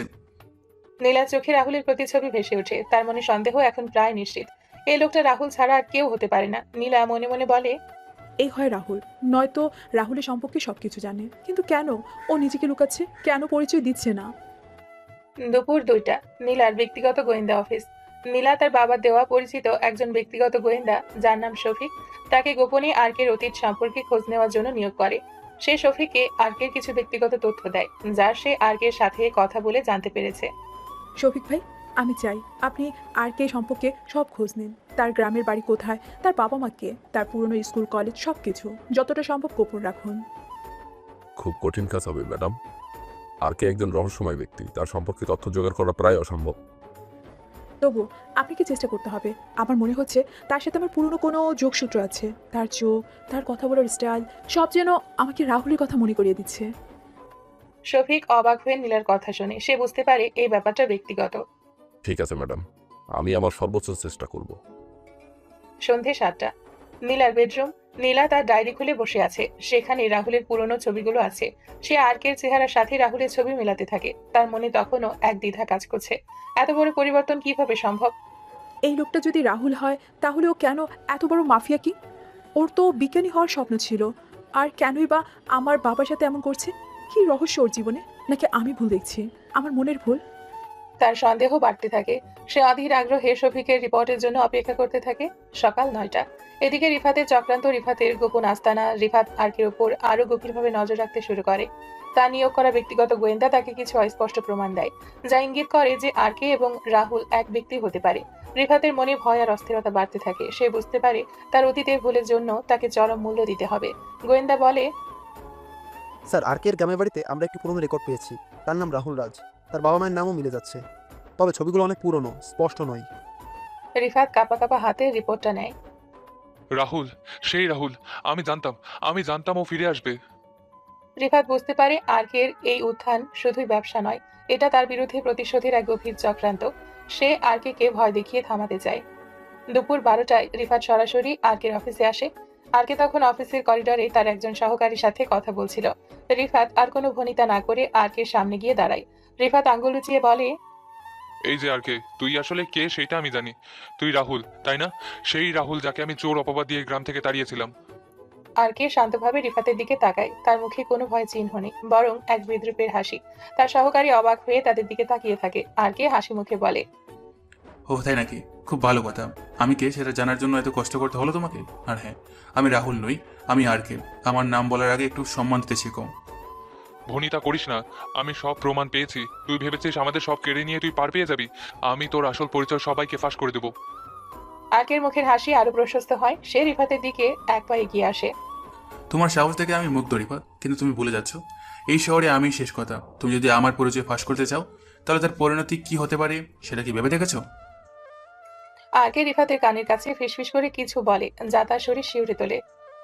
তোমার বাবার এখন যা অবস্থা, তার থেকেও খারাপ অবস্থা হবে তোমার। তুমি এই শহরের কোনো খুনায় লুকিয়েও বাঁচতে পারবে না। রিফাতের মুখ ফ্যাকাশে হয়ে যায়। আর্কের ঠান্ডা চাহনি দেখে সে বুঝতে পারে এই লোকটা শুধু হুমকি দিচ্ছে না, সে সত্যি ভয়ঙ্কর কিছু করতে পারে। রিফাত ভয় পিছু হটে। রিফাত কাপা গলায় বলে, তুই তুই একটা শয়তান। আর্কে হাসে। রিফাত আতঙ্কিত হয়ে সেখান থেকে ছুটে চলে যায়। আর্কের সহকারী অবাক হয়ে তাকায়। বস, এই লোকটাকে কিছু পুরনো কটু অভিজ্ঞতার স্মৃতি, পাত্তা দিও না। আর পরবর্তীতে এমন লোক অফিসে যেন না ঢুকতে পারে। ওকে বস। আর্কে জানে রিফাত এখন তার চাল বুঝতে পারছে। রাত 9টা। আর্কে এবং নীলা একটি ব্যবসায়িক আলোচনার পর শহরে একটি জনপ্রিয় ক্যাফেতে বসে আছে। তারা কফি খাচ্ছে এবং সাধারণ কিছু বিষয়ে কথা বলছে। আর্কে জানে যে তার প্রতিদ্বন্দ্বীরা তার উপর নজর রাখছে, কিন্তু সে নীলার সাথে কিছুটা স্বাভাবিক সময় কাটাতে চায়। ক্যাফেতে হালকা গান বাজছে। মানুষজনের আনাগোনায় পরিবেশটা প্রাণবন্ত। রাহুল আর নীলা একে অপরের কাছাকাছি বসে আছে। তাদের মধ্যে এক অদ্ভুত নীরবতা। নীলা নীরবতা ভেঙে বলে, আপনার কি মাঝে মাঝে মনে হয় না জীবনের এই ব্যস্ততা থেকে একটু দূরে থাকা দরকার? পুরোনো দিনের মতো সাধারণ জীবন। আর্কে নীলার দিকে তাকায়। সবকিছু সহজভাবে ফিরে পাওয়া যায় না মিস নীলা। কিছু পথ একবার দলে আর ফেরা যায় না। ঠিক তখনই ক্যাফের বাইরে থেকে কিছু কালো পোশাক পরা লোক প্রবেশ করে। তাদের হাতে বন্দুক। আর্কের প্রতিদ্বন্দ্বী মাফিয়া গ্যাং, যারা আর্কের উত্থান মেনে নিতে পারে না, তারাই এই অতর্কিত হামলা চালিয়েছে। যারা এর আগেও একবার হামলা করেছিল। একজন চিৎকার করে বলে, আর কে, তোর খেলা শেষ, আজ তুই মরবি। ক্যাফের মধ্যে আতঙ্ক ছড়িয়ে পড়ে। মানুষজন ভয়ে টেবিলের নিচে লুকাতে শুরু করে। নীলা প্রচন্ড ভয় পেয়ে যায়। তার হাত পা কাঁপতে থাকে। গোলাগুলির শব্দে পুরো ক্যাফে থমকে যায়। কাঁচ ভেঙে চারিদিকে ছড়িয়ে পড়ে। মানুষজন প্রাণ বাঁচাতে ছোটাছুটি শুরু করে। আরকে দ্রুত নীলাকে তার পেছনে টেনে নেয় এবং একটা টেবিলের আড়ালে লুকিয়ে পড়ে। তার চোখে সেই পুরনো রাহুলের দৃঢ়তা এখন যা আরো শানিত। নীলা ভয় কাঁপতে কাঁপতে বলে, আর কি, এটা কি হচ্ছে? আমরা আমরা কি বাঁচবো? আরকে নীলাকে শক্ত করে ধরে। ভয় পাবে না মিস নীলা, আমি আপনাকে কিছু হতে দিব না, আপনি আমার কাছেই থাকুন। আরকে তার পকেট থেকে একটি ছোট পিস্তল বের করে। সে দ্রুত বন্দুকধারীদের দিকে গুলি ছুটতে শুরু করে।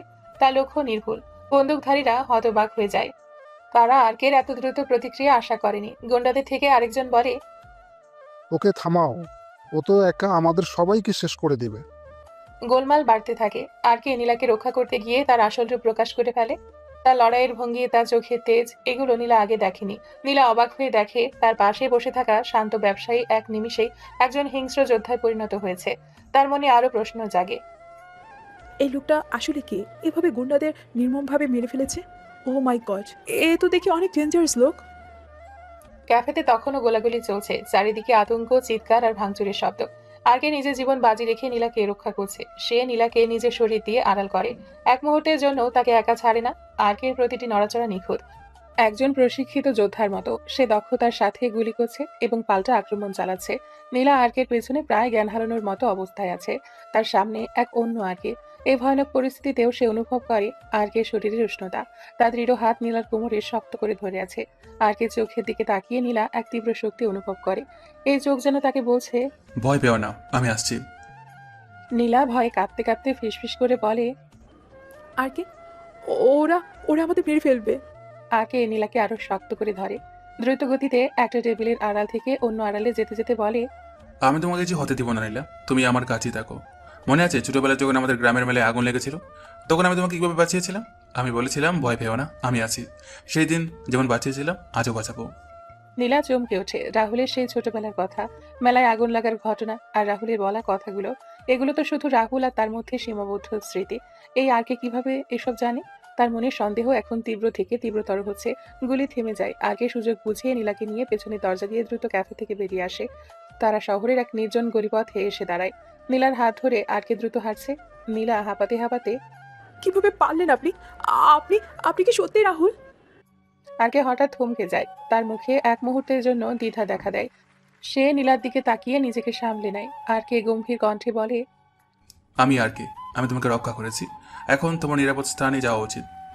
আমার গ্রামের কথা, মেলায় আগুন লাগার কথা আপনি কিভাবে জানেন? আর আপনার চোখের টেস্টটা সব রাহুলের মতো। বলুন, আপনি রাহুল, তাই না?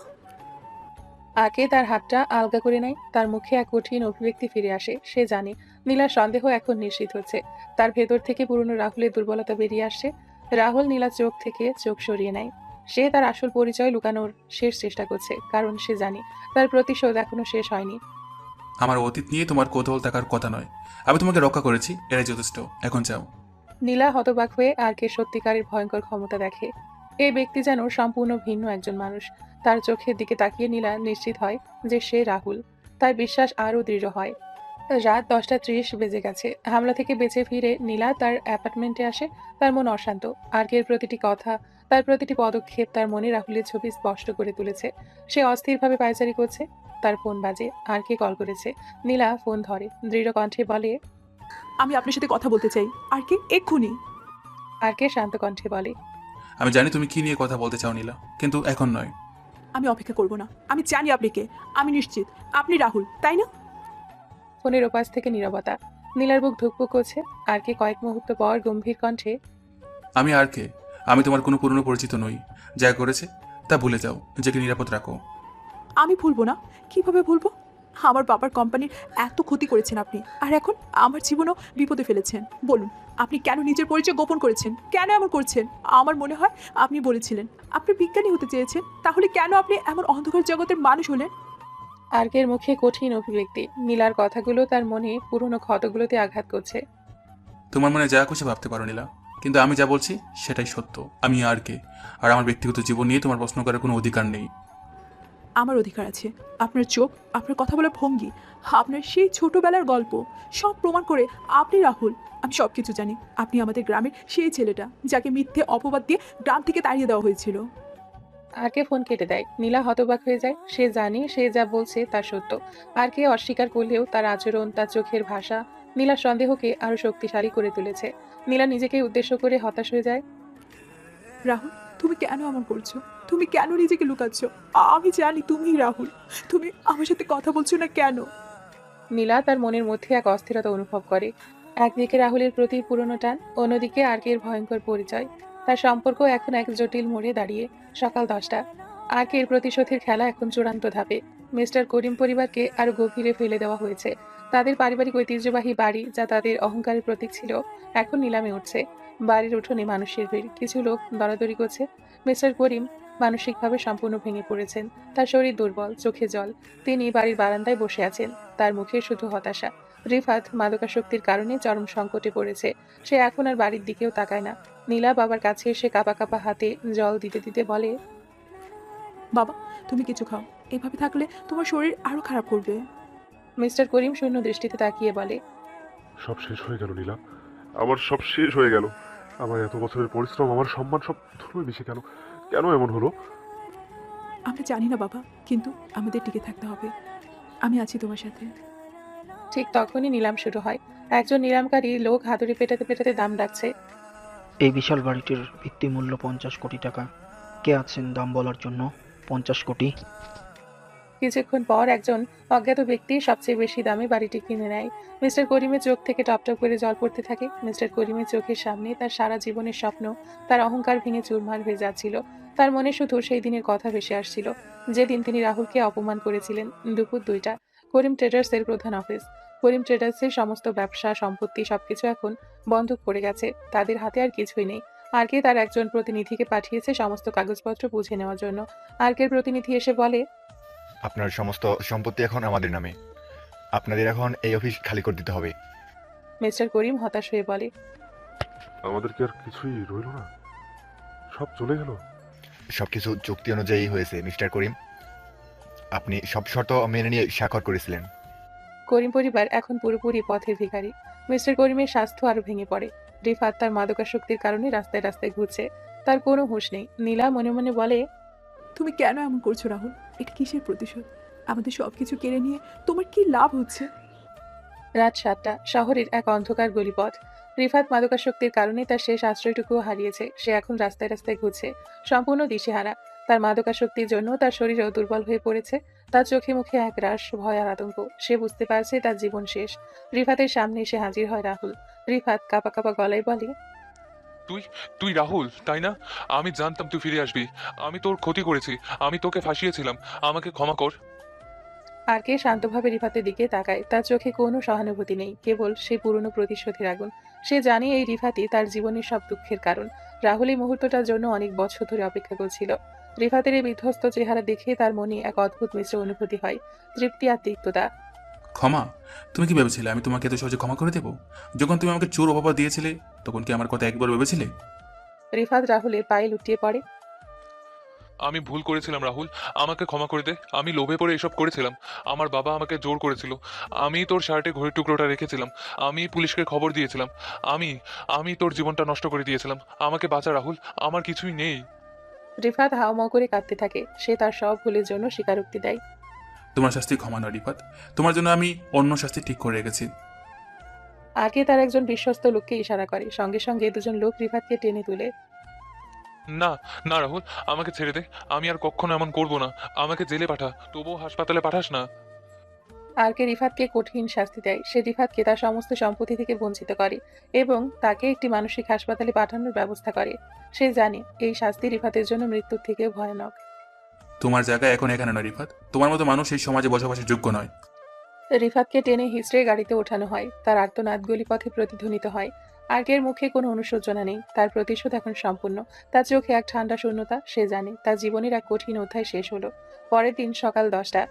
মিস্টার করিমের পুরনো বাড়ির প্রবেশপথ, বিধ্বস্ত অবস্থা। মিস্টার করিমের সবকিছু শেষ। তার বিশাল বাড়ি, ব্যবসা, সম্পত্তি সবকিছু এখন অন্যের হাতে। সে এখন সম্পূর্ণরূপে দেউলিয়া। তার পরনে জীর্ণ পোশাক, চোখে মুখে গভীর হতাশা। সে যেন তার পুরনো বাড়ির গেটের সামনে এসে দাঁড়িয়েছে, ঢুকতে পারছে না। তার চোখে একরাশ শূন্যতা, যেন তার সারা জীবনের অহংকার ভেঙে চুরমার হয়ে গেছে। মিস্টার করিমের পা দুটো কাঁপছে, মাথা নিচু করে তিনি দাঁড়িয়ে আছেন। এই সেই বাড়ি যা একদিন তার প্রতাপের প্রতীক ছিল। আজ তার সামনে অচেনা এক সত্তা। ঠিক তখনই একটা কালো বিলাসবহুল গাড়ি এসে তার সামনে থামে। গাড়ির পেছনের সিট থেকে আগে নেমে আসে। তার পরনে দামি স্যুট, চোখে সানগ্লাস, আর চেহারায় সেই ঠান্ডা দৃঢ়তা। আগে শান্ত কণ্ঠে বলে, মিস্টার করিম কেমন আছেন? মিস্টার করিম আর্কের দিকে তাকান। তার চোখে কৌতূহল। তিনি জানেন এই আর্কেই তার পতনের কারণ। মিস্টার করিম দুর্বল কণ্ঠে, আপনি তো আমার সব শেষ করে দিলেন মিস্টার আরকে। আমার আর কিছুই রইল না। সবকিছু কি আমি একা করেছি মিস্টার করিম, নাকি আপনার নিজের কৃতকর্মের ফল এটা? আর্কে ধীরে ধীরে মিস্টার করিমের কাছে এগিয়ে আসে। তার মুখ থেকে সানগ্লাসটা খুলে ফেলে। তার চোখে সেই পুরনো রাহুলের তীব্র দৃষ্টি। রাহুলের চোখে প্রতিশোধের আগুন তখনও জ্বলজ্বল করছে, কিন্তু তার মুখে এক অদ্ভুত নীরবতা। মৃদু হেসে বলে, আমাকে চিনতে পারছেন না মিস্টার করিম? আমি সেই ছেলেটা যাকে একদিন আপনি চোর উপমা দিয়েছিলেন। আপনার বাড়িতে কাজ করতাম, আপনার এই ছেলের হাতে অপমানিত হয়েছিলাম। মনে আছে? আমি রাহুল। মিস্টার করিম স্তম্ভিত হয়ে যান। তার চোখ দুটো বড় বড় হয়ে যায়, শরীর থরথর করে কাঁপতে থাকে। তার সারা জীবনের অহংকার, তার আত্মবিশ্বাস সবকিছু যেন এক মুহূর্তে ভেঙে চুরমার হয়ে যায়। তার স্মৃতিতে সেই দিনের দৃশ্য ভেসে ওঠে, যেদিন তিনি রাহুলকে জনসম্মুখে অপমান করেছিলেন। মিস্টার করিম অবিশ্বাস্য কণ্ঠে কাঁপা কাঁপা গলায় বলে, রাহুল, তুই তুই বেঁচে আছিস? তুই আর কে? এ কিভাবে সম্ভব? বেঁচে আছে মিস্টার করিম, আর ফিরে এসেছি আমার প্রাপ্য বুঝে নিতে, আপনার দেওয়া অপমানের শোধ নিতে। মিস্টার করিমের চোখ থেকে টপটপ করে জল পড়তে শুরু করে। তার মুখটা ফ্যাকাশে, শরীর কাঁপছে। সে নিজের কৃতকর্মের জন্য ভীষণভাবে অনুতপ্ত হয়। তার মনে পড়ে কিভাবে একজন মেধাবী সৎ ছেলেকে তিনি ভুল বুঝেছিলেন, কিভাবে তার জীবনটা নষ্ট করে দিয়েছিলেন। আমি আমি বিশ্বাস করতে পারছি না। তুই এত বড়... আমি কত বড় ভুল করেছিলাম। আমাকে ক্ষমা করে দে রাহুল। আমি তোর জীবনটা নষ্ট করে দিয়েছিলাম। আপনার ক্ষমা নেই মিস্টার করিম। সেদিন আমি অনেকবার বলেছিলাম যে আমি চুরি করিনি, কিন্তু আপনি বিশ্বাস করেননি। তখন চললাম আমি আবার আসবো আপনার কাছে। কেন জানেন? আপনাকে এই অবস্থায় দেখতে। তার চোখে সেই পুরনো রাহুলের কষ্ট আর বর্তমানের মাফিয়া কিংয়ের নির্মমতা একসঙ্গে ফুটে ওঠে। এই মুহূর্তের জন্য সে দিনের পর দিন অপেক্ষা করেছে। এদিকে নীলা তার নতুন ছোট অ্যাপার্টমেন্টে বসে আছে। তার বাবা এখানেই থাকে এখন। তার মন অশান্ত। কিছুক্ষণ আগে সে জানতে পেরেছে আর কেই সে রাহুল, যাকে সে গোপনে ভালোবাসত। কিন্তু এই রাহুল একজন ভয়ঙ্কর মাফিয়া কিং, যে তার পরিবারের সবকিছু কেড়ে নিয়েছে। তার হৃদয় ভেঙে যায়। সে একদিকে রাহুলকে ভালোবাসে, অন্যদিকে তার অন্ধকার জগৎকে ঘৃণা করে। নীলার মনে এক তীব্র ঝড় বইছে। তার ভালোবাসা আর তার নীতিবোধের মধ্যে এক কঠিন যুদ্ধ শুরু হয়েছে। নীলা নিজেকে উদ্দেশ্য করে বলে, কিভাবে সম্ভব? রাহুল, আমার রাহুল, সে কিভাবে একজন মাফিয়া কিং হতে পারে? তার তো বিজ্ঞানী হওয়ার স্বপ্ন ছিল, আর আমার পরিবারের ছোট্ট একটা ভুলের জন্য এমন কেন করলো? ও তো এমন ছিল না। আমি তাকে এখন ঘৃণা করব নাকি ভালোবাসবো? ঠিক তখনই তার ফোন বেজে ওঠে। রাহুল কল করেছে। নীলার হাত কাঁপতে থাকে। সে কল রিসিভ করে। নীলা ফোনে কাঁপা কাঁপা কণ্ঠে বলে, রাহুল, তুমি তুমি কেন এমন করলে? আমি শুধু আমার পাপা বুঝে নিয়েছি নীলা। আমাকে যে অপমান করা হয়েছিল তার প্রতিশোধ নিয়েছি। কিন্তু এত নিষ্ঠুরভাবে কেন? আমাদের সব কিছু কেড়ে নিয়ে আমার বাবা, তিনি তো সম্পূর্ণ ভেঙে পড়েছেন। রিফাত তাকে মানসিক হাসপাতালে পাঠিয়েছে। এটা কি তোমার প্রতিশোধ? তুমি এতটা নিষ্ঠুর কিভাবে হলে? তুমি তো এমন ছিলে না রাহুল। যখন আমাকে চোর অপবাদ দেওয়া হয়েছিল তখন কি তারা একবারও আমার কথা ভেবেছিল? আমার স্বপ্ন, আমার ভবিষ্যৎ সবকিছু ভেঙে গিয়েছিল। আমার প্রতিটি রাত কেটেছে নরকে নীলা। নীলা চোখ দিয়ে টপ টপ করে জল পড়তে থাকে। সে রাহুলের কষ্ট বুঝতে পারে, কিন্তু তার এই অন্ধকার পথ তাকে মেনে নিতে কষ্ট হচ্ছে। আমি জানি তুমি কষ্ট পেয়েছিলে, আমি জানি তুমি নির্দোষ ছিলে, কিন্তু এই অন্ধকার জগৎ কি তোমাকে শান্তি দিবে? এই ক্ষমতা কি তোমাকে সুখী করবে? শান্তি, শান্তি, সুখ, এসব আমার অবদানে নেই নীলা। আমার শুধু প্রতিশোধ নেওয়ার কথা ছিল। নীলা এক কঠিন নৈতিক দ্বন্দ্বে পড়ে যায়। এই মানুষটিকে কি সে গ্রহণ করবে, যাকে সে ভালোবাসে? সে এখন সমাজের চোখে একজন অপরাধী। নীলা মনে মনে ভাবে, আমার ভালোবাসা কি এই অন্ধকারকে আলোকিত করতে পারবে, নাকি আমিও তার সাথে এই অন্ধকারে ডুবে যাব? কি করব আমি? আমার হৃদয় কেন দুটুকরো হয়ে যাচ্ছে? সে বুঝতে পারে তার সামনে এখন জীবনের সবচেয়ে কঠিন সিদ্ধান্ত। কিছুদিন পর বিকেল 4টে, একটি পার্কে নির্জন বেঞ্চ। মিস্টার করিমের শরীর এখন আরো দুর্বল। নীলা তাকে একটি পার্কে নিয়ে এসছে। হঠাৎ রাহুল সেখানে আসে। তার চোখে সেই পুরনো প্রতিশোধের আগুন কিছুটা কমে এসছে। সে মিস্টার করিমের দিকে তাকায়। পার্কের নীরবতা ভেদ করে যেন এক গভীর আবেগ আর অনুতাপের আবহ তৈরি হয়। মিস্টার করিম রাহুলের দিকে তাকিয়ে কাঁপা কাঁপা গলায় বলে, রাহুল, আমি তোর কাছে ক্ষমা চাইছি বাবা। আমি কত বড় ভুল করেছিলাম। আমি সেদিন তোর কথা শুনিনি। আমি আমার ছেলের চক্রান্তে পা দিয়েছিলাম। আমার অহংকার আমাকে অন্ধ করে দিয়েছিল। মিস্টার করিমের চোখ থেকে অনুতাপের জল গড়িয়ে পড়ে। তিনি রাহুলের হাত ধরতে যান, কিন্তু রাহুল হাত সরিয়ে নেয়। আমি জানি তুই আমাকে ক্ষমা করবি না, কিন্তু তোর কাছে অনুরোধ, অন্তত নীলাকে রেহাই দে। ও নির্দোষ, ও তোর ভালো চাইতো। রাহুল নীরবে তাকে দেখে, কোনো উত্তর দেয় না। তার মনে পুরনো ক্ষোভ, কিন্তু মিস্টার করিমের এই বিধ্বস্ত চেহারা দেখে তার প্রতিশোধের আগুন কিছুটা কমে আসে। তার চোখের কোণে এক টুকরো জল চিকচিক করে ওঠে, যা সে দ্রুত মুছে ফেলে। আপনার কৃতকর্মের ফল আপনি পেয়েছেন মিস্টার করিম। রিফাতকেও তার প্রাপ্য শাস্তি পেতে হয়েছে। এখন সবকিছু শেষ। আমার জীবনে আর কিছুই নেই রাহুল। তুই তোর প্রতিশোধ নিয়েছিস। এখন শুধু আমার একটাই প্রার্থনা, তুই যেন ভালো থাকিস। মিস্টার করিম হাউমাউ করে কাঁদতে থাকেন। তার অনুশোচনা এতটাই তীব্র যে তার রাহুলের কঠোর মনকেও কিছুটা নাড়া দেয়। তার প্রতিশোধের যাত্রা শেষ হয়েছে, কিন্তু তার মনে এক নতুন শূন্যতা তৈরি হয়েছে। নীলা রাহুলের দিকে তাকিয়ে বলে, তুমি বাবাকে ক্ষমা করতে পারলে না রাহুল? ক্ষমা করা তো সহজ না নীলা, কিছু ক্ষত সারা জীবন থেকে যায়। বলি রাহুল সেখান থেকে চলে যায়। আরও 2 দিন কেটে যায়। একদিন রাহুল তার গ্রামে আসে। তার বাবা মা, যাদের সে দীর্ঘ 5 বছর ধরে দেখেনি, তাদের কথা তার মনে বারবার ভেসে উঠছিল। সে তার গ্রামের শেষ প্রান্তে, যেখানে তার পুরনো ভাঙা বাড়িটা ছিল। ঠিক সেই জায়গাতে একটা বিশাল অত্যাধুনিক বাড়ি তৈরি করছে। গ্রামের মানুষের চোখে বিস্ময়, কারণ তারা জানে না কে এই বাড়ির মালিক। তারা শুধু জানে কোনো এক বিশাল ধনী ব্যক্তি এই বাড়ি তৈরি করাছেন। শহরের ধুলিমাখা রাস্তা থেকে গ্রামের সবুজ আর নির্মল বাতাসে এসে রাহুলের মনটা যেন একটু শান্তি পায়। কিন্তু সেই শান্তি ক্ষণস্থায়ী। আরকে নিজের গাড়িতে করে সেই নির্মাণাধীন বাড়ির কাছে আসে। সে গাড়ি থেকে নেমে বাড়ির দিকে তাকিয়ে থাকে। তার চোখে সেই পুরনো স্মৃতিগুলো ভেসে ওঠে। এই মাটির প্রতিটি ধূলিকণায় তার ছোটবেলার কষ্ট, তার বাবা মায়ের নীরব ত্যাগ মিশে আছে। আর কে মনে মনে বলে, এই বাড়িটা আমার বাবা মায়ের জন্য। তাদের সব স্বপ্ন ভেঙে গিয়েছিল আমার জন্য। আমি তাদের সেই স্বপ্ন ফিরিয়ে দেব। সে তার নির্মাণ কর্মীদের সাথে কথা বলে। তাদের নির্দেশ দেয় যেন দ্রুত কাজ শেষ হয় এবং কোনোভাবেই যেন বাড়ির আসল মালিকের পরিচয় প্রকাশ না পায়। নির্মাণ সুপারভাইজার বলে, বস, কাজ প্রায় শেষ। আর 2-1 দিনের ভিতরে পুরো বাড়ি প্রস্তুত হয়ে যাবে। খুব ভালো কথা। আমার বাবা মা যেন কোনোভাবে এই বাড়ির আসল মালিকের কথা জানতে না পারে। তাদের এটা সারপ্রাইজ। সে গ্রাম ঘুরে দেখে। প্রতিটি মোড়, প্রতিটি গাছ তাকে তার পুরনো দিনের কথা মনে করিয়ে দেয়। সে দূর থেকে তার পুরনো ভাঙা বাড়ির দিকে তাকায়, যেখানে তার মা বাবা এখনো থাকেন। তার মনটা বিষণ্ণ হয়ে ওঠে। বিকেল 3টা। রাহুল একজন সাধারণ গ্রাম্য ছেলের বেশে তার পুরনো বাড়িতে আসে। সে তার মা বাবার সামনে নিজেকে একজন বড় ব্যবসায়ী হিসেবে পরিচয় করিয়ে দেয়, যে তাদের ব্যবসার কাজেই গ্রাম দেখতে এসে। কিন্তু বাবা মা তো বাবা মাই। ছেলেকে দেখে চিনে ফেললেন। তার মা বাবা তাকে দেখে আনন্দে আত্মহারা হয়ে পড়েন। তাদের চোখ থেকে জল গড়িয়ে পড়ে। রাহুলের মা উঠানে বসে সবজি কাটছিলেন, বাবা পাশে বসে বিড়ি টানছিলেন। হঠাৎ রাহুলকে দেখে তারা হতবাক হয়ে যান।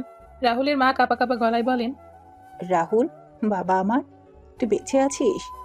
আমি ভেবেছিলাম আর কোনোদিন তোকে দেখতে পাবো না। তিনি রাহুলকে জড়িয়ে ধরেন। তার চোখ দিয়ে অনবরত জল পড়ছে। রাহুলের বাবা আবেগ আপ্লুত হয়ে বলেন, এতদিন কোথায় ছিলি বাবা? আমাদের কোনো খোঁজ নিলি না? আমরা কত চিন্তা করেছি তোর জন্য। রাহুল তাদের জড়িয়ে ধরে, চোখে জল। আমি ভালো ছিলাম বাবা, কাজের সূত্রে শহরে ছিলাম, তাই আসতে পারিনি। কিন্তু আমি সবসময় তোমাদের কথা ভেবেছি, তোমাদের খবর নিয়েছি। রাহুল তাদের বলে সে এখন একজন সফল ব্যবসায়ী। তার মা বাবা তাদের ছেলের সাফল্যে গর্বিত হন, কিন্তু তাদের মনে কিছুটা দ্বিধা কাজ করে। তাদের কাছে রাহুলের এই উত্থান যেন অবিশ্বাস্য। রাহুলের মা বলেন, কিন্তু বাবা, আমরা শুনেছি করিম সাহেবের সব কিছু শেষ হয়ে গেছে। তার বাড়ি ঘর সব নিলামে উঠেছে। আর তার ছেলে রিফাত, সে তো পাগল হয়ে গেছে। এইসব নাকি কোনো এক আরকে নামের লোক করেছে। রাহুলের মুখের পেশি শক্ত হয়ে ওঠে। সে জানতো এই খবর তাদের কাছে পৌঁছাবে। আমি এসবের কিছু জানি না মা। শহরে এমন অনেক ঘটনা ঘটে। তারা তাকে গ্রামে থাকার জন্য পিড়াপিড়ি করে। রাহুল জানায় সে এই গ্রামে একটি নতুন বাড়ি তৈরি করছে এবং সেখানে তারা সবাই একসাথে থাকবে। তার মা বাবা আনন্দে আত্মহারা হয়ে পড়েন। আমাদের এত বাড়ি, আমাদের এতদিনের কষ্ট শেষ হলো তাহলে। তাদের চোখে তখনও আরকে নামক মাফিয়া কিংয়ের কাজের জন্য এক মিশ্র প্রতিক্রিয়া। একদিকে ছেলের জন্য গর্ব, অন্যদিকে সেই মাফিয়ার প্রতি ভয়। 4 দিন পর সকাল 10টা, রাহুলের মা বাবা নতুন বাড়িতে প্রবেশ করে। তারা অবাক হয়ে বাড়ির বিশালতার সৌন্দর্য দেখে। তারা ঘরের প্রতিটি কোণা ঘুরে দেখেন, তাদের চোখে বিস্ময়। রাহুলের মা বলেন, আমাদের রাহুল আমাদের জন্য এত বড় বাড়ি বানিয়েছে। ঠিক তখনই রাহুল সেখানে আসে। তার মুখটা গম্ভীর। সে জানে এটাই সত্য বলা সঠিক সময়। রাহুলের হৃদয় কাঁপছে। সে জানে এই সত্য তার মা বাবার কাছে কতটা আঘাতের হতে পারে, কিন্তু সে আর লুকাতে চায় না। মা, বাবা, এই বাড়ির মালিক আরকে, আর আমি সেই আরকে। রাহুলের মা বাবা স্তম্ভিত হয়ে যান। তাদের চোখে অবিশ্বাস। তাদের ছেলে একজন মাফিয়া কিং, যে তাদের সব দুঃখের কারণ করিম পরিবারকে ধ্বংস করেছে। তাদের এতদিনের বিশ্বাস, এতদিনের স্বপ্ন যেন এক মুহূর্তে ভেঙে যায়। রাহুলের মা কাঁপা কাঁপা কণ্ঠে বলেন, তুই তুই আর কে, যে করিমের সবকিছু শেষ করে দিয়েছে? তুই এসব কি বলছিস রাহুল? রাহুলের বাবা রাহুলের দিকে এক কঠিন দৃষ্টিতে তাকিয়ে বলে, তুই কি করলি রাহুল? আমরা তোকে সততার শিক্ষা দিয়েছিলাম, তুই কেন এমন অন্ধকার পথে গেলি? তুই একজন মাফিয়া হয়ে গেলি, এই কাজ কেন করলি তুই? রাহুল ধীরে ধীরে তার মা বাবার সামনে হাঁটু গেড়ে বসে। তার চোখে জল। আমার কোনো উপায় ছিল না বাবা মা। আমাকে যে অপমান করা হয়েছিল তা বলার মতো ছিল না। আমি প্রতিশোধ নিয়েছি। তাদের কাছ থেকে আমার সব কেড়ে নিয়েছি, যারা আমার জীবন নষ্ট করে দিয়েছিল। রাহুলের মা কান্নায় ভেঙে পড়েন। কিন্তু এ কেমন প্রতিশোধ? তুই যে নিজের জীবনটাকে অন্ধকারে ডুবিয়ে দিলি। তুই তো সেই পুরনো রাহুল নেই। আমি আমার সেই সরল ছেলেটাকে ফিরে চাই। এইসব থেকে বেরিয়ে আয় বাবা। তার মা বাবা তাকে এসব থেকে বেরিয়ে আসতে বলেন। তাদের চোখে শুধু আকুতি। তাদের কাছে টাকা বা বিশাল বাড়ি কোনো গুরুত্বপূর্ণ নয়। তাদের ছেলে যেন সেই পুরনো সৎ রাহুল হয়ে ওঠে। রাহুল তার মাকে নিয়ে নতুন বাড়ি ছাদে আসে। দূর থেকে তাদের পুরনো গ্রাম দেখা যাচ্ছে। রাহুলের মা তার ছেলের হাত ধরে বসে আছে, তার চোখে জল। বাবা, তুই এসব কি করছিস? আমরা তো তোকে এমন শিক্ষা দেইনি। আমরা জানতাম তুই একদিন বড় বিজ্ঞানী হবি। তুই কেন এসব কাজ করলি? মা, আমি অনেক কষ্ট পেয়েছি। তোমরা জানো না আমি কেমন নরক থেকে ফিরে এসেছি। প্রতিশোধ ছাড়া আমার আর কিছু ছিল না। প্রতিশোধ নিয়ে কি পেলি? শান্তি? দেখ, তুই নিজে অশান্তিতে আছিস, আর তোর চোখে সে আগের মতো শান্তি নেই বাবা। এই অন্ধকার জগৎ ছেড়ে বেরিয়ে আয়। আমরা তোর সাথে আছি। তোর বাবাও তোকে ক্ষমা করে দিয়েছেন। রাহুল তার মায়ের দিকে তাকায়। তার মায়ের চোখে এক রাশ ভালোবাসা আর আকুতি। তার মায়ের কথাগুলো তার কঠিন হৃদয়কে স্পর্শ করে। সে এতদিন ধরে যে প্রতিশোধের আগুন নিয়ে বেঁচেছিল, তা যেন ধীরে ধীরে নিভে আসছে। কিন্তু মা, আমি তো আর চাইলেও জগৎ থেকে বের হতে পারবো না। এটা এতটা সহজ নয়। যদি তুই চেষ্টা করিস তাহলে সব সম্ভব। তুই যে রাহুল, যে কোনো কঠিন কাজ করতে পারিস আমাদের জন্য, তোর শান্তির জন্য। তুই এসব ছেড়ে দে। আমরা তোকে নিয়ে আবার নতুন করে শুরু করব। তুই তোর পুরনো স্বপ্নগুলো নিয়ে বাঁচবি। আমরা তোর পাশে থাকবো বাবা। রাহুল দীর্ঘশ্বাস ফেলে। একদিকে তার বিশাল সাম্রাজ্য, তার ক্ষমতা, অন্যদিকে তার মা বাবার ভালোবাসা আর সাধারণ জীবনের হাতছানি। তার মন এক গভীর দ্বিধায় পড়ে যায়। সে এখন সত্যিই শান্তি চায়। রাহুল মনে মনে বলে, এই বিশাল সাম্রাজ্য আমাকে কি সত্যি শান্তি দিতে পারবে, নাকি মায়ের কোলে ফিরে গেলেই আমি আসল শান্তি পাবো? রাহুল তার মায়ের হাতটা শক্ত করে ধরে। তার চোখে এক কঠিন সিদ্ধান্ত নেওয়া ছাপ স্পষ্ট। পরের দিন বিকেলে রাহুল গ্রামের মেঠো পথে হাঁটছে। তার মনে এক অদ্ভুত মিশ্র অনুভূতি। একদিকে প্রতিশোধের তৃপ্তি, অন্যদিকে মা বাবা চোখে দেখা কষ্ট তাকে বিচলিত করছে। সে গ্রামের প্রতিটি পুরনো দোকানের দিকে তাকায়। সেই খালপাড়, যেখানে সে বন্ধুদের সাথে খেলত, সব যেন তাকে পুরনো দিনগুলো মনে করিয়ে দিচ্ছে। গ্রামের পরিচিত বাতাস রাহুলের চুলে বিলি কেটে যায়, কিন্তু তার মনটা তখনও শহরে ফেলে আসা ক্ষমতার দ্বন্দ্বে আটকে আছে। রাহুল একটা ভাঙা সেতুর উপর এসে দাঁড়ায়। তার চোখের সামনে ভেসে ওঠে সেই দিন, যেদিন পুলিশ তাকে টেনে নিয়ে যাচ্ছিল আর গ্রামের মানুষ তাকে জোর অপবাদ দিচ্ছিল। তার মুষ্টিবদ্ধ হাত শক্ত হয়ে ওঠে। হঠাৎ তার সামনে এসে দাঁড়ায় একজন ফোর্ড ভদ্রলোক। তার পরনে সাদা পাঞ্জাবি, চোখে চশমা। রাহুল প্রথমে চিনতে পারে না। আরে স্যার, আপনি? ভদ্রলোকের কাছে এই কণ্ঠস্বর যেন পরিচিত লাগে। তিনি গভীরভাবে পর্যবেক্ষণ করে। ইনি সেই আইনজীবী সাহেব, যিনি রাহুলকে থানা থেকে জামিনে বের করেছিলেন। সেই একমাত্র মানুষ যিনি তার সততায় বিশ্বাস করেছিলেন। স্যার, আপনি আপনি এখানে? হ্যাঁ বাবা, আমি এখানেই থাকি। তোমাকে দেখে চিনতে পারলাম না। কে তুমি বাবা? ও স্যার, আমাকে চিনতে পারছেন না? আমি রাহুল, রাহুল রাজ। আপনি যে আমাকে পুলিশ স্টেশন থেকে জামিনে বাহির করেছিলেন, আমাকে চোরের মিথ্যা অপবাদ দিয়েছিল। ও রাহুল, আচ্ছা আচ্ছা, এবার চিনতে পেরেছি। কিন্তু তোমার চেহারা এতটাই বদলে গেল কিভাবে? তোমাকে দেখতে এখন অনেক সুন্দর লাগছে। দাড়ি, মোষ, লম্বা চুল, তোমাকে দেখে চেনাই যাচ্ছে না। এত বদলে গেলে কি হবে? সময় আমাকে বলতে দিয়েছে স্যার। রাহুল আর আইনজীবী সাহেব গ্রামের এক চায়ের দোকানে বসে। রাহুল আইনজীবীকে তার সাফল্যের গল্প শোনায়। তার কণ্ঠে এক চাপা গর্ব।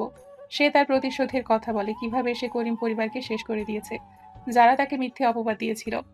আমি তাদেরকে শেষ করে দিয়েছি স্যার, যারা আমাকে চোর অপবাদ দিয়েছিল, আমার জীবনটাকে নষ্ট করে দিয়েছিল। মিস্টার করিমের সবকিছু এখন আমার। রিবাদকেও তার প্রাপ্য শাস্তি দিয়েছি। আমার প্রতিশোধ সম্পূর্ণ হয়েছে। আইনজীবী সাহেব শান্তভাবে রাহুলের কথা শোনেন। তার মুখে এক গভীর চিন্তার ছাপ। তিনি চায়ের কাপটা টেবিলে রেখে রাহুলের দিকে তাকান। তুমি যাকে শেষ করেছো তাকে কি তুমি সত্যি শেষ করেছো রাহুল? তুমি কি জানো তোমাকে কে জামিন করিয়েছিল সেদিন? রাহুল আইনজীবীর প্রশ্নে হতবাক হয়ে যায়। তার মনে পড়ে আইনজীবীর কাছ থেকে সে জানতে পেরেছিল কোনো এক শুভাকাঙ্ক্ষী তার জামিনের ব্যবস্থা করেছিল, কিন্তু কে সেটা তিনি কখনোই বলেনি। রাহুল কৌতূহলী হয়ে বলে, কে কে আমাকে জামিন করিয়েছিল স্যার? আপনি তো কখনো বলেননি। আইনজীবী সাহেব একটি দীর্ঘশ্বাস ফেলে। তার চোখে এক মিশ্র অনুভূতি, যেন তিনি এক কঠিন সত্য বলতে চলেছেন। তোমার মনে আছে সেদিন করিম সাহেবের মেয়ে নীলা কত কান্নাকাটি করছিল? সে তোমার জন্য কতটা চিন্তিত ছিল। রাহুল নীলার কথা শুনে অস্থির হয়ে ওঠে। তার মনে সেদিনের স্মৃতি ভেসে ওঠে, যখন নীলা তার দিকে অসহায় চোখে তাকিয়েছিল। সেদিন তোমাকে জামিন করানোর জন্য কেউ এগিয়ে আসেনি রাহুল।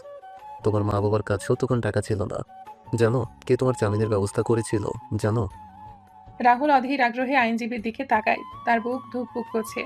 নীলা, মিস্টার করিমের মেয়ে নীলা। সে তার মায়ের গহনা লুকিয়ে এনে আমাকে দিয়েছিল, যাতে তোমাকে জামিন করানো যায়। সে আমার কাছে বারবার অনুরোধ করছিল তোমাকে বাঁচানোর জন্য। সে বিশ্বাস করত তুমি নির্দোষ। রাহুল স্তম্ভিত হয়ে যায়। তার চোখ দুটো বড় বড় হয়ে যায়। এই সত্য তার মাথায় যেন বাজ পড়ার মতো লাগে। নীলা তার জন্য, যার পরিবারকে সে শেষ করে দিয়েছে। রাহুলের মনে প্রতিশোধের আগুন যেন এক মুহূর্তে নিভে যায়। তার সামনে ভেসে ওঠে নীলার নিষ্পাপ মুখ, তার ভালোবাসার অনুভূতি। রাহুল অবিশ্বাস্য কণ্ঠে কাঁপা কাঁপা গলায় বলে, নীলা নীলা আমাকে জামিন করেছিল, কিন্তু কেন? সে কেন এমন করবে? সে তোমাকে বিশ্বাস করতো রাহুল। সে তোমার সততায় বিশ্বাস করত। সে তোমায় ভালোবাসতো। রাহুলের মনে এই সব মুহূর্তে ভেসে ওঠে, যখন নীলা তার দিকে রহস্যময় চোখে তাকিয়েছিল। তার প্রতি এক অদ্ভুত আকর্ষণ অনুভব করত। তার মনে পড়ে নীলার সেই আবেগপ্রবণ কথাগুলো, তুমি রাহুল, তাই না? রাহুল মনে মনে ভাবে, আমি কি করেছি? আমি তো নীলাকে মনে মনে ভালোবাসতাম। সে ছোটবেলা থেকে যাকে ভালোবাসতাম সে আমাকে বাঁচিয়েছিল, আর আমি কিনা তার পরিবারকে শেষ করে দিলাম। আমি কি করলাম? রাহুল চেয়ার থেকে উঠে দাঁড়ায়। তার মুখটা ফ্যাকাশে। সে এতদিন ধরে যে প্রতিশোধের পথে হেঁটেছে তা যেন এক নিমিষে অর্থহীন মনে হয়। তার ভেতরে অনুশোচনার আগুন জ্বলে ওঠে। সে বুঝতে পারে তার প্রতিশোধের সবচেয়ে বড় আঘাতটা তার নিজের ভালোবাসার মানুষের উপরেই করেছে। আইনজীবী আবার বলেন, তুমি তোমার প্রতিশোধ নিয়েছো রাহুল, কিন্তু বিনিময়ে তুমি কি হারিয়েছো সেটা কি ভেবে দেখেছো? রাহুল কোনো উত্তর দিতে পারে না। তার মাথা ঘুরছে। সে বুঝতে পারে তার এই মাফিয়া কিং হওয়া, তার এই বিশাল সাম্রাজ্য, সবকিছু এখন তার কাছে অর্থহীন। সে নীলার কাছে কি জবাব দিবে, কিভাবে এই ভুল শুধরাবে? আরো 2 দিন পর রাহুল শহরে ফিরে এসেছে। সন্ধে 7টা। নীলা আর কে বিলাসবহুল অ্যাপার্টমেন্টের বাইরে এসে দাঁড়ায়। তার মনে এক কঠিন সিদ্ধান্ত নেওয়ার দৃঢ়তা। সে রাহুলকে অনেক ভালোবাসে, কিন্তু তার বিবেক এই অন্ধকার জগৎকে মেনে নিতে পারছে না। সে ইন্টারকমে আর কে কল করে। নীলা কঠিন কণ্ঠে বলে, আর কে? আমি তোমার সাথে কথা বলতে এসেছি, দরজা খুলো। কিছুক্ষণ পর দরজা খুলে যায়। নীলা ভেতরে ঢুকে। রাহুল গম্ভীর মুখে তার দিকে তাকিয়ে আছে। কি হয়েছে নীলা? তুমি কেন এখানে এসেছো? আমি তোমাকে একটা কথা জানাতে এসেছি রাহুল, আমার জীবনের সবচেয়ে বড় গোপনীয় কথা। নীলা রাহুলের সামনে গিয়ে দাঁড়ায়। তার চোখে জল, কিন্তু তার কণ্ঠে দৃঢ়তা।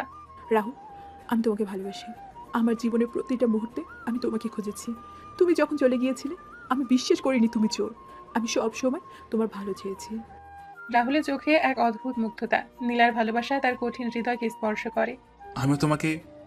নীলা রাহুলকে থামিয়ে দিয়ে বলে, জানি রাহুল, তুমিও আমাকে ভালোবাসো, এটাই তো বলবে তাই না? কিন্তু রাহুল, আমি তোমার এই মাফিয়া জীবন মেনে নিতে পারবো না। এই অন্ধকার জগৎ, এই খুন খারাপি, এই ক্ষমতা নিয়ে তুমি সুখী থাকতে পারবে না। আমি সুখী হতে পারবো না। রাহুল নীলার দিকে অবাক হয়ে তাকায়। যদি তুমি আমার সাথে থাকতে চাও, যদি আমরা একসাথে একটা নতুন জীবন শুরু করতে চাই, তাহলে তোমাকে এই অন্ধকার জগৎ ছেড়ে বেরিয়ে আসতে হবে। তোমাকে পুরনো রাহুল হতে হবে, যে বিজ্ঞানী হওয়ার স্বপ্ন দেখত, যে সৎ আর সাধারণ জীবন ভালোবাসত। রাহুল স্তম্ভিত হয়ে যায়। এটা তার জন্য জীবনের সবচেয়ে কঠিন সিদ্ধান্ত। সে এখন অন্ধকার জগতের চূড়ায়। তার হাতে অসীম ক্ষমতা আর অর্থ। আর নীলা তাকে সব ছেড়ে দিতে বলছে। তুমি কি বলছো নীলা? এত কিছু ছেড়ে দেওয়া এটা কি সম্ভব? যদি তোমার ভালোবাসা সত্যি হয় তাহলে সম্ভব। আমি জানি তুমি পারবে রাহুল, আমি তোমার পাশে থাকবো। নীলা রাহুলের উত্তরের জন্য অপেক্ষা করে। তার চোখে একরাশ আশা আর ভালোবাসা। রাহুল নীরবে নীলার দিকে তাকিয়ে থাকে। তার মনে তখন এক তীব্র দ্বন্দ্ব চলছে, অন্ধকার জগতের অসীম ক্ষমতা নাকি নীলার সাথে এক ভালোবাসা সাধারণ জীবন। এই সিদ্ধান্ত তার জীবনের মোড় ঘুরিয়ে দিবে। রাহুল আর নীলার মধ্যে এক অদ্ভুত নীরবতা। আইনজীবী সাহেবের কাছ থেকে সত্য জানার পর রাহুলের মন অস্থির। নীলার ভালোবাসা আর তার ত্যাগের কথা জেনে রাহুলের প্রতিশোধের আগুন অনেকটাই নিভে গেছে। তার মন এখন নীলার দিকে টানছে। নীলা রাহুলের দিকে তাকিয়ে আছে, তার চোখে কৌতূহল আর আশা। কি হলো রাহুল, তুমি কিছু বলছো না কেন?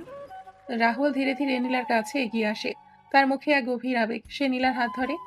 নীলা, আমি আমি জানতাম আমি জানতাম সেদিন তুমি আমাকে জামিন করেছিলে। আমি অন্ধ ছিলাম নীলা, আমার চোখে শুধু প্রতিশোধ ছিল। নীলা চোখে জল আসে। রাহুলের কথা শুনে সে বুঝতে পারে রাহুল তার ভুল বুঝতে পারছে। আমি তোমাকে ভালোবাসতাম রাহুল, আমি সবসময় তোমাকে বিশ্বাস করতাম। আমি জানতাম তুমি নির্দোষ ছিলে। রাহুল নীলার হাত দুটো শক্ত করে ধরে, তার চোখে এক গভীর অনুশোচনা। আমিও তোমাকে ভালোবাসি নীলা, আমি সবসময় তোমাকে ভালোবেসেছি। এমনকি যখন আমি এই অন্ধকার জগতে ডুবেছিলাম তখনও তোমার স্মৃতি আমাকে তাড়িত করত। নীলার মুখে এক ঝলক হাসি ফুটে ওঠে। তাদের মধ্যে পুরনো প্রেম আবার নতুন করে জেগে ওঠে। রাহুল নীলাকে নিজের কাছে টেনে নেয়। তাদের ভালোবাসা যেন সময়ের সব দূরত্ব আর কষ্টের বাঁধ ভেঙে দিয়েছে। তুমি আমার সাথে থাকবে তো রাহুল? তুমি এই অন্ধকার জগৎ ছেড়ে বেরিয়ে আসতে পারবে? রাহুল নীলার কপালে আলতো করে চুমু খায়। আমি তোমাকে প্রতিশ্রুতি দিচ্ছি নীলা, আমি এই অন্ধকার জগৎ ছেড়ে দেবো, কিন্তু এর জন্য সময় লাগবে। এই জগৎ থেকে বেরিয়ে আসাটা এতটা সহজ নয়, অনেক হিসাব বাকি আছে, অনেক বাধা বেরোতে হবে। আমি জানি, কিন্তু আমি তোমার পাশে থাকবো রাহুল। আমরা একসাথে এই পথটা বেরোবো। তারা একে অপরকে জড়িয়ে ধরে। তাদের ভালোবাসা যেন নতুন করে বাঁচার স্বপ্ন দেখাচ্ছে। রাহুল জানে তার সামনে এক নতুন যুদ্ধ, কিন্তু এবার তার পাশে নীলা আছে। ভালোবাসার প্রতিশ্রুতি দেওয়ার পরপরই রাহুল তার কঠিন বাস্তবতার মুখোমুখি হয়। তার মাফিয়া প্রতিদ্বন্দ্বীরা, যারা তার সাম্রাজ্য দখল করার জন্য মরিয়া, তারা তাকে আরো কঠিন চ্যালেঞ্জ জানাচ্ছে। আর্কের বিশ্বস্ত সহকারী অমৃত একটি রিপোর্ট নিয়ে আসে। বস, খবর ভালো না। কালামাস্তান আর তার গ্যাং এখন আরো শক্তিশালী হয়েছে। তারা শহরের সমস্ত ছোট গ্যাংগুলোকে একত্রিত করছে। মনে হচ্ছে তারা আপনাকে দুর্বল ভেবে আপনার উপর হামলা করার পরিকল্পনা করছে। রাহুল টেবিলে হাত রেখে বলে, দুর্বল? তারা আমাকে দুর্বল ভাবছে? তারা মনে হয় ভুলে গেছে আমি কে। তারা জেনে গেছে যে আপনি আপনার গ্রামের বাড়ি তৈরি করেছেন এবং আপনার মা বাবার কাছে গেছেন। তারা মনে করছে আপনার মন নরম হয়ে গেছে, আর তাদের প্রধান লিডার কালামাস্তান নিজেই আপনার বিরুদ্ধে উঠে পড়ে লেগেছে। রাহুল বুঝতে পারে এই জগৎ থেকে বেরিয়ে আসা এত সহজ নয়। তার পিছু ছাড়বে না এই অন্ধকার।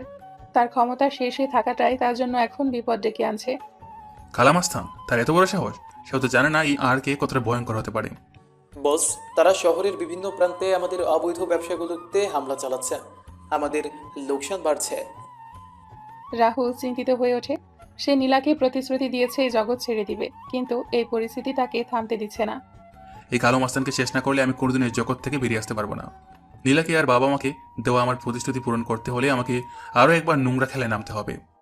সে তার পুরনো ফাইলগুলো খুলে বসে, কালামাস্তানের দুর্বল দিকগুলো খুঁজে বের করার চেষ্টা করে।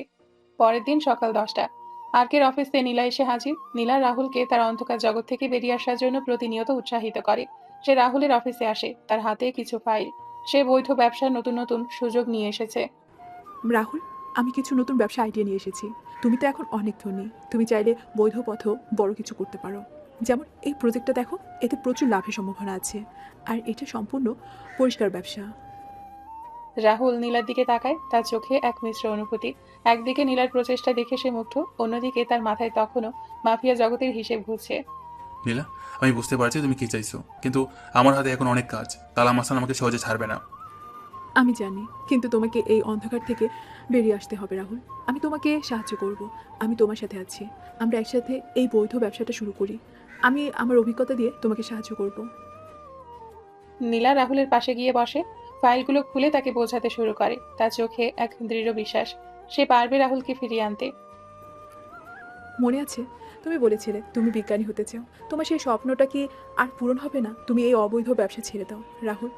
তোমার বুদ্ধি আর মেধা দিয়ে তুমি বৈধ পথে অনেক বড় হতে পারবে। রাহুল নীলার কথায় প্রভাবিত হয়। সে বুঝতে পারে নীলা তার ভালোর জন্য এসব বলছে। সে ধীরে ধীরে বৈধ ব্যবসার দিকে মনোযোগ দিতে শুরু করে। নীলা তাকে বিভিন্ন মিটিংয়ে সাহায্য করে, নতুন ক্লায়েন্টদের সাথে পরিচয় করিয়ে দেয়। রাহুল মনে মনে বলে, নীলা আমার জীবনের আলো। সে আমাকে এই অন্ধকার থেকে টেনে বের করতে চাইছে। আমাকে তার জন্য হলেও চেষ্টা করতে হবে। রাত 9টা, আর্কের গোপন সদর দপ্তর। রাহুল বুঝতে পারে কালামাস্তানের সাথে চূড়ান্ত যুদ্ধ না করে সে জগৎ থেকে মুক্তি পাবে না। সে তার সমস্ত সম্পদ এবং নেটওয়ার্ক একত্রিত করার সিদ্ধান্ত নেয়। তার সামনে এখন দুটো পথ, হয় কালামাস্তানকে শেষ করে এই জগৎ থেকে বেরিয়ে আসা, অথবা এই অন্ধকারেই ডুবে থাকা। সে দ্বিতীয়টা চায় না। রাহুলের চোখে এক নতুন দৃঢ়তা। তার সামনে এখন শেষ যুদ্ধ, যা তাকে হয় মুক্তি দিবে, নয়তো চিরতরে অন্ধকারে ডুবিয়ে দিবে। সে তার বিশ্বস্ত অনুগতদের নিয়ে গোপন সদর দপ্তরে মিটিংয়ে বসেছে। তার প্রধান সহকারী অমিত, তার কিছু বিশ্বস্ত জেনারেলরা তার সামনে বসে আছে। রাহুল বলে, কালামাস্তান মনে করেছে আমি দুর্বল হয়ে গেছি, কিন্তু সে জানে না এই দুর্বলতা আমাকে আরো শক্তিশালী করেছে। আমি নীলাকে প্রতিশ্রুতি দিয়েছি এই অন্ধকার ছেড়ে দেব, আর সেই প্রতিশ্রুতি রাখতে হলে আমাকে এই যুদ্ধে জিততেই হবে। অমিত বলে, আমরা আপনার সাথে আছি বস। কালামাস্তানকে তার প্রাপ্য শাস্তি পেতেই হবে। ঠিক আছে, আগামী 3 দিনের মধ্যে কালামাস্তানের সব দুর্বল দিক খুঁজে বের করো। তার নেটওয়ার্ক, তার গোপন আস্তানা, তার প্রতিটি নড়াচড়া আমার জানা চাই। আমরা এবার সরাসরি আঘাত করবো। অনুগতরা তাদের বসকে দেখে উৎসাহিত হয়। তারা জানে আর কি যখন কোনো সিদ্ধান্ত নেয় তখন সে তা পূরণ করেই ছাড়ে। রাহুল তার হাতে একটা ম্যাপ নেয়, যেখানে শহরের মাফিয়াদের বিভিন্ন এলাকার নিয়ন্ত্রণ দেখানো আছে। কালামাস্তানের এলাকাগুলো লাল রঙে চিহ্নিত। এই যুদ্ধ হবে চূড়ান্ত, হয় আমরা নয়তো ওরা। এই যুদ্ধের পর এই শহরে হয়তো আমার নাম থাকবে, নয়তো কালামাস্তানের। সে তার অনুগতদের দিকে তাকায়, তাদের চোখেও যুদ্ধের আগুন। রাহুল তার অস্ত্র পরীক্ষা করে। সে জানে এই যুদ্ধ শুধু তার প্রতিশোধের জন্য নয়, তার ভালোবাসার জন্য, তার নতুন জীবনের জন্য। সে শেষ যুদ্ধের জন্য প্রস্তুত হয়। শহরের উপকণ্ঠে এক বিশাল পরিত্যক্ত ওয়্যার হাউস। এই অন্ধকার গুদামের ভেতরেই শুরু হতে যাচ্ছে এক বিশাল এবং রক্তাক্ত যুদ্ধ। একদিকে রাহুল, আর কে তার সীমিত কিন্তু অত্যন্ত প্রশিক্ষিত দল নিয়ে প্রস্তুত। অন্যদিকে কালামাস্তানের অসংখ্য গ্যাংস্টার। রাহুলের সামরিক প্রশিক্ষণ এবং কৌশলগত বুদ্ধি আজকে রাতে চূড়ান্তভাবে প্রকাশিত হবে। কালামাস্তান তার বিশাল বাহিনী নিয়ে ওয়্যার হাউসের ভেতরে প্রবেশ করে। তার মুখে এক শয়তানি হাসি। সে ভাবে আর কে এখন দুর্বল, আর আজই তার শেষ দিন। আর কি, আজ তোর খেলা শেষ। এই শহর আজ থেকে আমার। আমার লুকিয়ে কোথায় লুকিয়ে আছিস? ভিড় হয়ে আয়। এদিকে যুদ্ধ শুরু হওয়ার আগেই নীলা অস্থিরভাবে পায়চারি করছিল। সে জানে রাহুল আজ কালামাস্তানের সাথে চূড়ান্ত যুদ্ধে নামছে। সে নিজেকে এই যুদ্ধে সরাসরি জড়াতে চায়নি, কিন্তু সে রাহুলকে একা ছেড়ে দিতে পারে না। সে তার ব্যক্তিগত গোয়েন্দা শফিকের মাধ্যমে কালামাস্তানের কিছু গোপন তথ্য সংগ্রহ করেছে। নীলা ফোনে শফিককে বলে, শফিক ভাই, আপনি নিশ্চিত তো কালামাস্তানের এই গোপন আস্তানাটা কোথায়, আর তার দুর্বল পয়েন্টগুলো কি কি? হ্যাঁ ম্যাডাম, আমি নিশ্চিত। কালামাস্তানের মূল শক্তি হলো তার ড্রাগ সাপ্লাইয়ের রুট, আর তার গোপন আস্তানা হলো পুরনো ইটের ভাটার পেছনের এক আন্ডারগ্রাউন্ড বাংকার। ওখানে ওর সব অস্ত্র মজুদ থাকে। নীলা ফোন কেটে দেয়। তার হাতে একটা ছোট নোটবুক। সে দ্রুত রাহুলের কাছে এই তথ্যগুলো পৌঁছে দিতে চায়। সে জানে এই তথ্যগুলো যুদ্ধের মোড় ঘুরিয়ে দিতে পারে। নিজের জীবন বাজি রেখে সে বেরিয়ে পড়ে। শহরে রাতের অন্ধকার ভেদ করে নীলা দ্রুত গতিতে এগিয়ে চলেছে। তার মনে শুধু রাহুলকে বাঁচানোর চিন্তা। রাত প্রায় 10:30। ওয়্যার হাউসের কাছাকাছি একটি নিরিবিলি জায়গা। যুদ্ধ তখনও শুরু হয়নি। রাহুল তার দলের সাথে ওয়্যার হাউসের বাইরে প্রস্তুতি নিচ্ছে। নীলা সাহস করে ওয়্যার হাউসের কাছাকাছি আসে। সে রাহুলকে দেখতে পায়। নীলা হাঁপাতে হাঁপাতে বলে, রাহুল, রাহুল, আমার কাছে কিছু গুরুত্বপূর্ণ তথ্য আছে। রাহুল অবাক হয়ে নীলাকে দেখে। নীলা, তুমি এখানে কি করছো? এখানে খুব বিপদ, তোমার আশাটা ঠিক হয়নি। নীলা রাহুলের হাতে নোটবুকটা ধরিয়ে দিয়ে বলে, আমি কালামাস্তানের কিছু গোপন তথ্য পেয়েছি, তার গোপন আস্তানা আর তার অস্ত্রের মজুদ। এই দেখো, সব লেখা আছে, এটা তোমার কাজে দিবে। রাহুল দ্রুত নোটবুকটা নেয়। তার চোখে এক ঝলক বিস্ময়। নীলা যে তার জন্য এতটা ঝুঁকি নেবে তার সে কল্পনাও করেনি। তুমি নিজের জীবন বাজি রেখে এসব করেছো নীলা, তোমাকে ধন্যবাদ। এই তথ্য আমার অনেক কাজে দেবে। এখন তুমি দ্রুত এখান থেকে যাও। সাবধানে থেকো রাহুল, আমার জন্য হলো সাবধানে থেকো, তুমি আমার সব। রাহুল নীলাকে এক মুহূর্তের জন্য জড়িয়ে ধরে, তারপর তাকে দ্রুত সেখান থেকে চলে যেতে বলে। নীলা সেখান থেকে চলে যায়, কিন্তু তার মন রাহুলের জন্য চিন্তিত। এই তথ্যগুলোই রাহুলের কৌশলগত পরিকল্পনায় পরিবর্তন আনে এবং তাকে কালামাস্তানের বিরুদ্ধে চূড়ান্ত বিজয়ের পথে এগিয়ে দেয়। হঠাৎ ওয়্যার হাউসের ভেতর থেকে একটা তীব্র বিস্ফোরণের শব্দ হয়। কালামাস্তানের লোকগুলো চমকে ওঠে। রাহুল যে তাদের জন্য ফাঁদ পেতে রেখেছে তা তারা কল্পনাও করেনি। গোলাগুলির শব্দে ওয়্যার হাউসের কাঁচ ভেঙে টুকরো টুকরো হয়ে যায়। লোহার গার্ডারগুলো কেঁপে ওঠে। ধুলো আর বারুদের গন্ধে বাতাস ভারী হয়ে আসে। রাহুল আর কে ছাদের ওপর থেকে এক লহমায় নিচে লাফিয়ে পড়ে। তার হাতে দুটি পিস্তল, তার প্রতিটি গুলি নির্ভুল। তার লোকগুলো চারদিক থেকে কালামাস্তানের গ্যাংদের ঘিরে ধরে। ওয়্যার হাউসের ভেতরে শুরু হয় তুমুল অ্যাকশন ও তীব্র লড়াই। রাহুল চিৎকার করে বলে, আজ কাউকে ছাড়বো না, এই খেলাটা শেষ হবেই আজ। গোলাগুলি আর হাতাহাতিতে ওয়্যার হাউসের প্রতিটি কোণা কেঁপে ওঠে। রাহুল একা হাতে কালামাস্তানের বেশ কয়েকজন লোককে ধরাশায়ী করে। তার গতি, তার শক্তি যেন কল্পনার বাইরে। সে প্রতিটি শত্রুর দুর্বল পয়েন্ট জানে এবং সেখানেই আঘাত করে। কালামাস্তান রাগে ফুঁসতে থাকে। সে নিজেও একজন অভিজ্ঞ যোদ্ধা। সে রাহুলকে লক্ষ্য করে গুলি চালায়, কিন্তু রাহুল বিদ্যুতের গতিতে সরে যায়। তুই কি মানুষ নাকি শয়তান? এত শক্তি তোর কোথা থেকে এলো?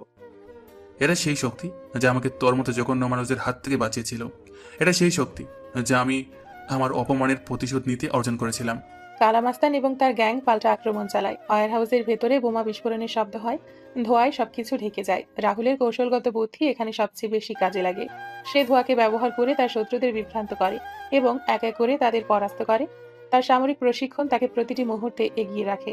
এই যুদ্ধ তার জীবন বদলে দিবে, হয় তাকে মুক্তি দিবে, নয়তো মৃত্যুর মুখে ঠেলে দিবে। যুদ্ধ করতে করতে রাত 2টা বেজে গেছে। দীর্ঘ লড়াইয়ের পর কালামাস্তানের গ্যাং সম্পূর্ণভাবে বিধ্বস্ত। রাহুলের কৌশল, নীলার দেওয়া তথ্য এবং তার নিজস্ব সামরিক প্রশিক্ষণ সবকিছু তাকে এই যুদ্ধে জয়ী করেছে। কালামাস্তানের বেশিরভাগ কিছু লোক মারা গেছে, কিছু ধরা পড়েছে।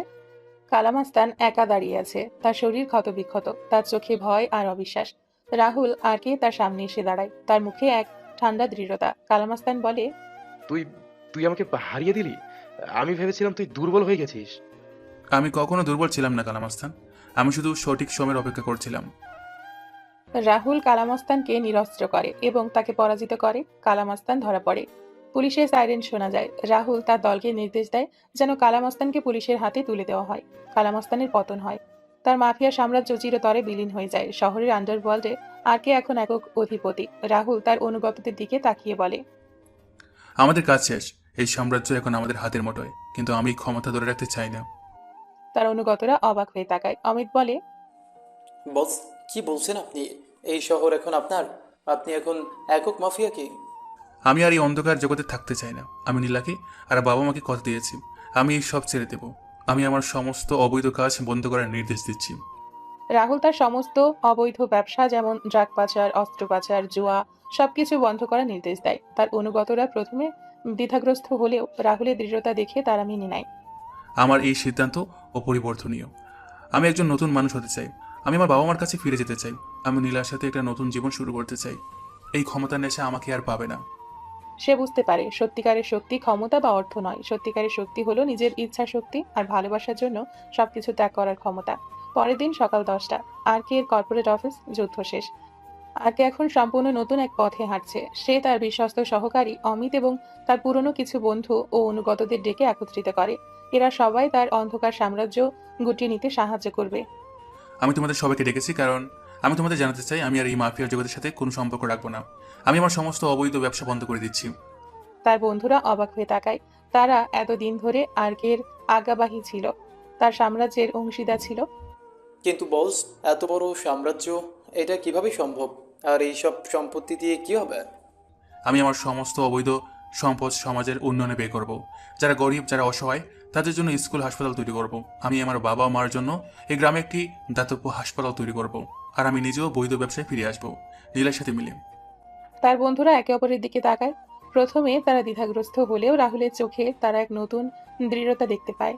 তারা বুঝতে পারে আরকে এখন একজন নতুন মানুষ। বস, আপনি যা বলবেন তাই হবে। আমরা আপনার সাথে আছি।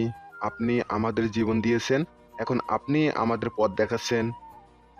আমরা আপনার এই পরিবর্তনে আপনার পাশে থাকব, আপনাকে সব রকম সাহায্যও করব। রাহুল তার বন্ধুদের দিকে তাকিয়ে হাসে, তার চোখে এক গভীর কৃতজ্ঞতা। সে জানে এই পরিবর্তন একা আনা সম্ভব নয়, তার বন্ধুদের সাহায্য প্রয়োজন। ধন্যবাদ তোমাদের সবাইকে। এই পরিবর্তন সহজ হবে না, কিন্তু আমি নিশ্চিত আমরা একসাথে পারবো। আমি আমার পুরনো রাহুলকে ফিরে পেতে চাই। আমি তোমাদের সাহায্য নিয়ে এই অন্ধকার জগৎ থেকে মুক্তি পেতে চাই। রাহুল তাদের নির্দেশ দেয় কিভাবে ধীরে ধীরে তার অবৈধ সাম্রাজ্য গুটিয়ে নিতে হবে, কিভাবে বৈধ ব্যবসায় বিনিয়োগ করতে হবে। তার পুরনো বন্ধুরা তাকে সমর্থন করে এবং এই পরিবর্তন ঘটাতে সাহায্য করে। রাহুল এখন নতুন এক জীবনের পথে, তার সামনে কঠিন পথ, কিন্তু তার মনে ভালোবাসা আর আলোর হাতছানি। 1 বছর পর সকাল 10টা। 1 বছর কেটে গেছে। রাহুল তার জীবনে এক আমূল পরিবর্তন এনেছে। তার সেই অন্ধকার আরকে পরিচয় এখন কেবলই অতীত। সে তার সমস্ত অবৈধ ব্যবসা পুরোপুরি গুটিয়ে নিয়েছে, যা ছিল এক বিশাল চ্যালেঞ্জ। সেই অবৈধ পথের অর্জিত বিশাল সম্পদ এখন বৈধ পথে বিনিয়োগ করা হয়েছে। রাহুল এখন শহরের একজন প্রতিষ্ঠিত ও সৎ ব্যবসায়ী এবং একজন মানবপ্রেমী। রাহুল তার নতুন আধুনিক আইটি ফার্মের অফিসে বসে আছে, তার মুখে এক নতুন তৃপ্তি আর শান্তি। বস, আমাদের নতুন আইটি ফার্মের কাজ দ্রুত এগিয়ে চলছে। বড় বড় ক্লায়েন্টরা আমাদের সাথে কাজ করতে আগ্রহী। আপনার দূরদর্শিতা সত্যিই অসাধারণ। শুধু ক্লায়েন্ট নয় অমিত, আমাদের কর্মী যারা, তাদের জীবনযাত্রার মান বাড়ানো আমাদের লক্ষ্য। তাদের সবার জন্য স্বাস্থ্যসেবা আরও ভালো বেতন নিশ্চিত করতে হবে। অমিত হাসে। সে রাহুলের এই পরিবর্তন দেখে মুগ্ধ। যে মানুষটা একসময় ঠান্ডা মাথায় ব্যবসা নিয়ন্ত্রণ করত, এখন সে সমাজের ভালোর জন্য কাজ করছে। আপনার সাদ্দার রেস্টুরেন্ট তো খুব জনপ্রিয় হচ্ছে, মানুষজন আপনার খাবারের সুনাম করছে। শুধুই খাবার নয় অমিত, আমরা চেষ্টা করছি দেশের বিভিন্ন প্রান্ত থেকে সেরা সব জিনিস সংগ্রহ করতে এবং ছোট কৃষকদের সাহায্য করতে। তাদের পাশে দাঁড়ানো খুব জরুরি। রাহুল এখন শুধুমাত্র একজন ব্যবসায়ী নয়, সে একজন সমাজসেবক। তার দাতব্য সংস্থা আলোর পথ সমাজের পিছিয়ে পড়া মানুষের জন্য কাজ করছে। তার এই পরিবর্তন দেশের বিভিন্ন সংবাদ মাধ্যমে আলোচিত হচ্ছে। তার অতীতের আরকে পরিচয় পুরোপুরি মুছে গেছে। রাহুল এখন সকলের কাছে একজন শ্রদ্ধেয় ব্যক্তি। দুপুর 1টা। রাহুল আর নীলা এখন একসাথে কাজ করছে, কাঁধে কাঁধ মিলিয়ে। তাদের দাতব্য সংস্থা আলোর পথের অফিসে বসে তারা শিশুদের জন্য নতুন প্রকল্পের পরিকল্পনা করছে। তাদের ভালোবাসার সম্পর্ক এখন আরো গভীর। রাহুল যখন কালাম আস্তানকে হারানোর পর অন্ধকার জগৎ ছেড়ে আসার সিদ্ধান্ত নেয়, তখন নীলা তাকে প্রতিটি পদক্ষেপে সাহায্য করেছে। তাদের ভালোবাসা সত্যিই অতীতকে জয় করার এক উজ্জ্বল উদাহরণ। নীলা রাহুলের দিকে তাকিয়ে হাসে, তার চোখে এক গভীর তৃপ্তি। তাদের ভালোবাসার আলোয় যেন তাদের চারপাশে সবকিছু আলোকিত হয়ে উঠেছে। রাহুল, আমাদের আলোর পথ প্রকল্পটা খুব ভালো কাজ করেছে। গত সপ্তাহে আমরা 50 জন গরিব শিশুর স্কুলের বেতন পরিশোধ করেছি। আর ক্যান্সার আক্রান্ত শিশুদের জন্য যে তহবিল সংগ্রহ হচ্ছে সেটাও দারুণ। সবই তোমার জন্য নীলা। তুমি না থাকলে আমি হয়তো অন্ধকারে ডুবে থাকতাম। তুমি আমাকে আলো দেখিয়েছো। আমি এখন বুঝতে পারছি সত্যিকারের সুখ কিসে। নীলা রাহুলের হাত ধরে। আমরা একসাথে সব কিছু করবো রাহুল। আমার স্বপ্ন ছিল তোমার সাথে একটা সুন্দর জীবন শুরু করার। আর দেখো আজ আমরা কত সুখী। তাদের জীবন এখন ভালোবাসায় পরিপূর্ণ। 1 বছর আগে তারা গাঁটছড়া বেঁধেছে। তাদের বিয়েটা ছিল খুব সাদামাটা, কিন্তু ভালোবাসায় পূর্ণ। এখন তারা শহরের এক সুন্দর বাড়িতে বসবাস করছে। তাদের চারপাশে শুধু সুখ আর শান্তি। আমাদের এই পথ চলাটা খুব সহজ ছিল না নীলা, কিন্তু তোমার ভালোবাসা আমাকে শক্তি দিয়েছে। আর তোমার সাহস আমাকে বিশ্বাস দিয়েছে রাহুল। আমরা একে অপরের পরিপূরক। সন্ধ্যা 7টা। রাহুল ও নীলা নতুন বাড়ির ডাইনিং রুম। রাহুলের জীবনে নতুন করে আলোর আগমন ঘটেছে, আর তার সেই পুরনো সম্পর্কগুলো এখন নতুন মোড় নিয়েছে। মিস্টার করিম এবং রিফাত দুজনেই সুস্থ হয়ে মানসিক হাসপাতাল থেকে ফিরে এসেছেন। রাহুল তাদের নতুন করে জীবন শুরু করতে সাহায্য করেছে। ডাইনিং টেবিলে রাহুল, নীলা, মিস্টার করিম এবং রিফাত একসাথে রাতের খাবার খাচ্ছেন। একসময় যাদের মধ্যে শত্রুতা ছিল, আজ তারা পারিবারিক বন্ধনে আবদ্ধ। মিস্টার করিমের মুখে এখন সেই পুরনো অহংকার নেই, আছে শুধু অনুশোচনা আর কৃতজ্ঞতা। রাহুল, তুমি যে আমাদের ক্ষমা করেছো তা আমরা কোনোদিন ভুলবো না। তুমি আমাদের যে সুযোগ দিয়েছো তাতে আমরা সত্যি কৃতজ্ঞ। রিফাত মাথা নিচু করে বলে, আমি জানি আমার অপরাধ ক্ষমা করার যোগ্য নয় রাহুল। আমি তোমার কাছে ক্ষমা চাইছি, আমাকে একটা সুযোগ দাও, আমি নিজেকে শুধরে নেব। রাহুল তাদের দিকে তাকিয়ে হাসে। তার চোখে কোনো বিদ্বেষ নেই। সে তাদের ক্ষমা করে দিয়েছে। অতীতকে ভুলে যাও, যা হওয়ার তা হয়ে গেছে। আমি তোমাদের জন্য একটা নতুন কাজের ব্যবস্থা করেছি। তোমাদের এখন শুধু নতুন করে শুরু করতে হবে। পাশ থেকে নীলা বলে, হ্যাঁ বাবা রিফাত, আমরা সবাই মিলে এখন এক পরিবার। আমরা অতীতের সব কষ্ট ভুলে গিয়ে নতুন করে বাঁচব। মিস্টার করিম এবং রিফাত অবাক হয়ে তাকান। তারা কোনোদিন ভাবেনি রাহুল তাদের ক্ষমা করে দিবে। তারা এখন রাহুলের নতুন প্রতিষ্ঠানে ছোট ছোট কাজ করে, নিজেদের জীবন নতুন করে গড়ে তুলছে। তাদের চোখে রাহুলের প্রতি কৃতজ্ঞ আর সম্মান। একসময় তাদের সবকিছু ফিরিয়ে দিয়েছে। 5 বছর পর সকাল 8টা। রাহুল ও নীলার পরিবার এখন সম্পূর্ণ সুখী। তাদের 2টি সন্তান, একটি ছেলে একটি মেয়ে। তারা বাড়ির বাগানে খেলছে। তাদের হাসি আর কলরবে ভরে আছে পুরো বাড়ি। রাহুল বাগানে বসে বই পড়তে পড়তে নীলার দিকে তাকিয়ে বলে, নীলা, আমাদের জীবনটা কতটা বদলে গেছে তাই না? একটা সময় ছিল যখন আমি শুধু প্রতিশোধের আগুন নিয়ে বেঁচেছিলাম, আর আজ? নীলা রাহুলের পাশে এসে বসে। আর আজ আমাদের জীবন ভালোবেসে ভরে গেছে রাহুল। তুমি একজন ভালো বাবা, একজন ভালো স্বামী, আর একজন ভালো মানুষ হয়ে উঠেছো। তাদের সন্তানরা তাদের কাছে ছুটে আসে। ছেলে রাহুলের কোলে ওঠে আর মেয়ে নীলার কোলে বসে। ছেলের নাম নিশাদ, মেয়ের নাম মেহরিন। বাবা, তুমি আমাদের গল্প শোনাও, তোমার সেই অ্যাডভেঞ্চারের গল্প। রাহুল হাসে। সে তার বাচ্চাদের জন্য একজন আদর্শ বাবা। তাদের গল্পটি এখন সমাজের জন্য এক অনুপ্রেরণা। তাদের জীবন প্রমাণ করে যে অপমান ও প্রতিশোধের চক্র থেকে বেরিয়ে এসেও ভালোবাসা, ক্ষমা এবং কঠোর পরিশ্রম দিয়ে এক সুন্দর ভবিষ্যৎ গড়া সম্ভব।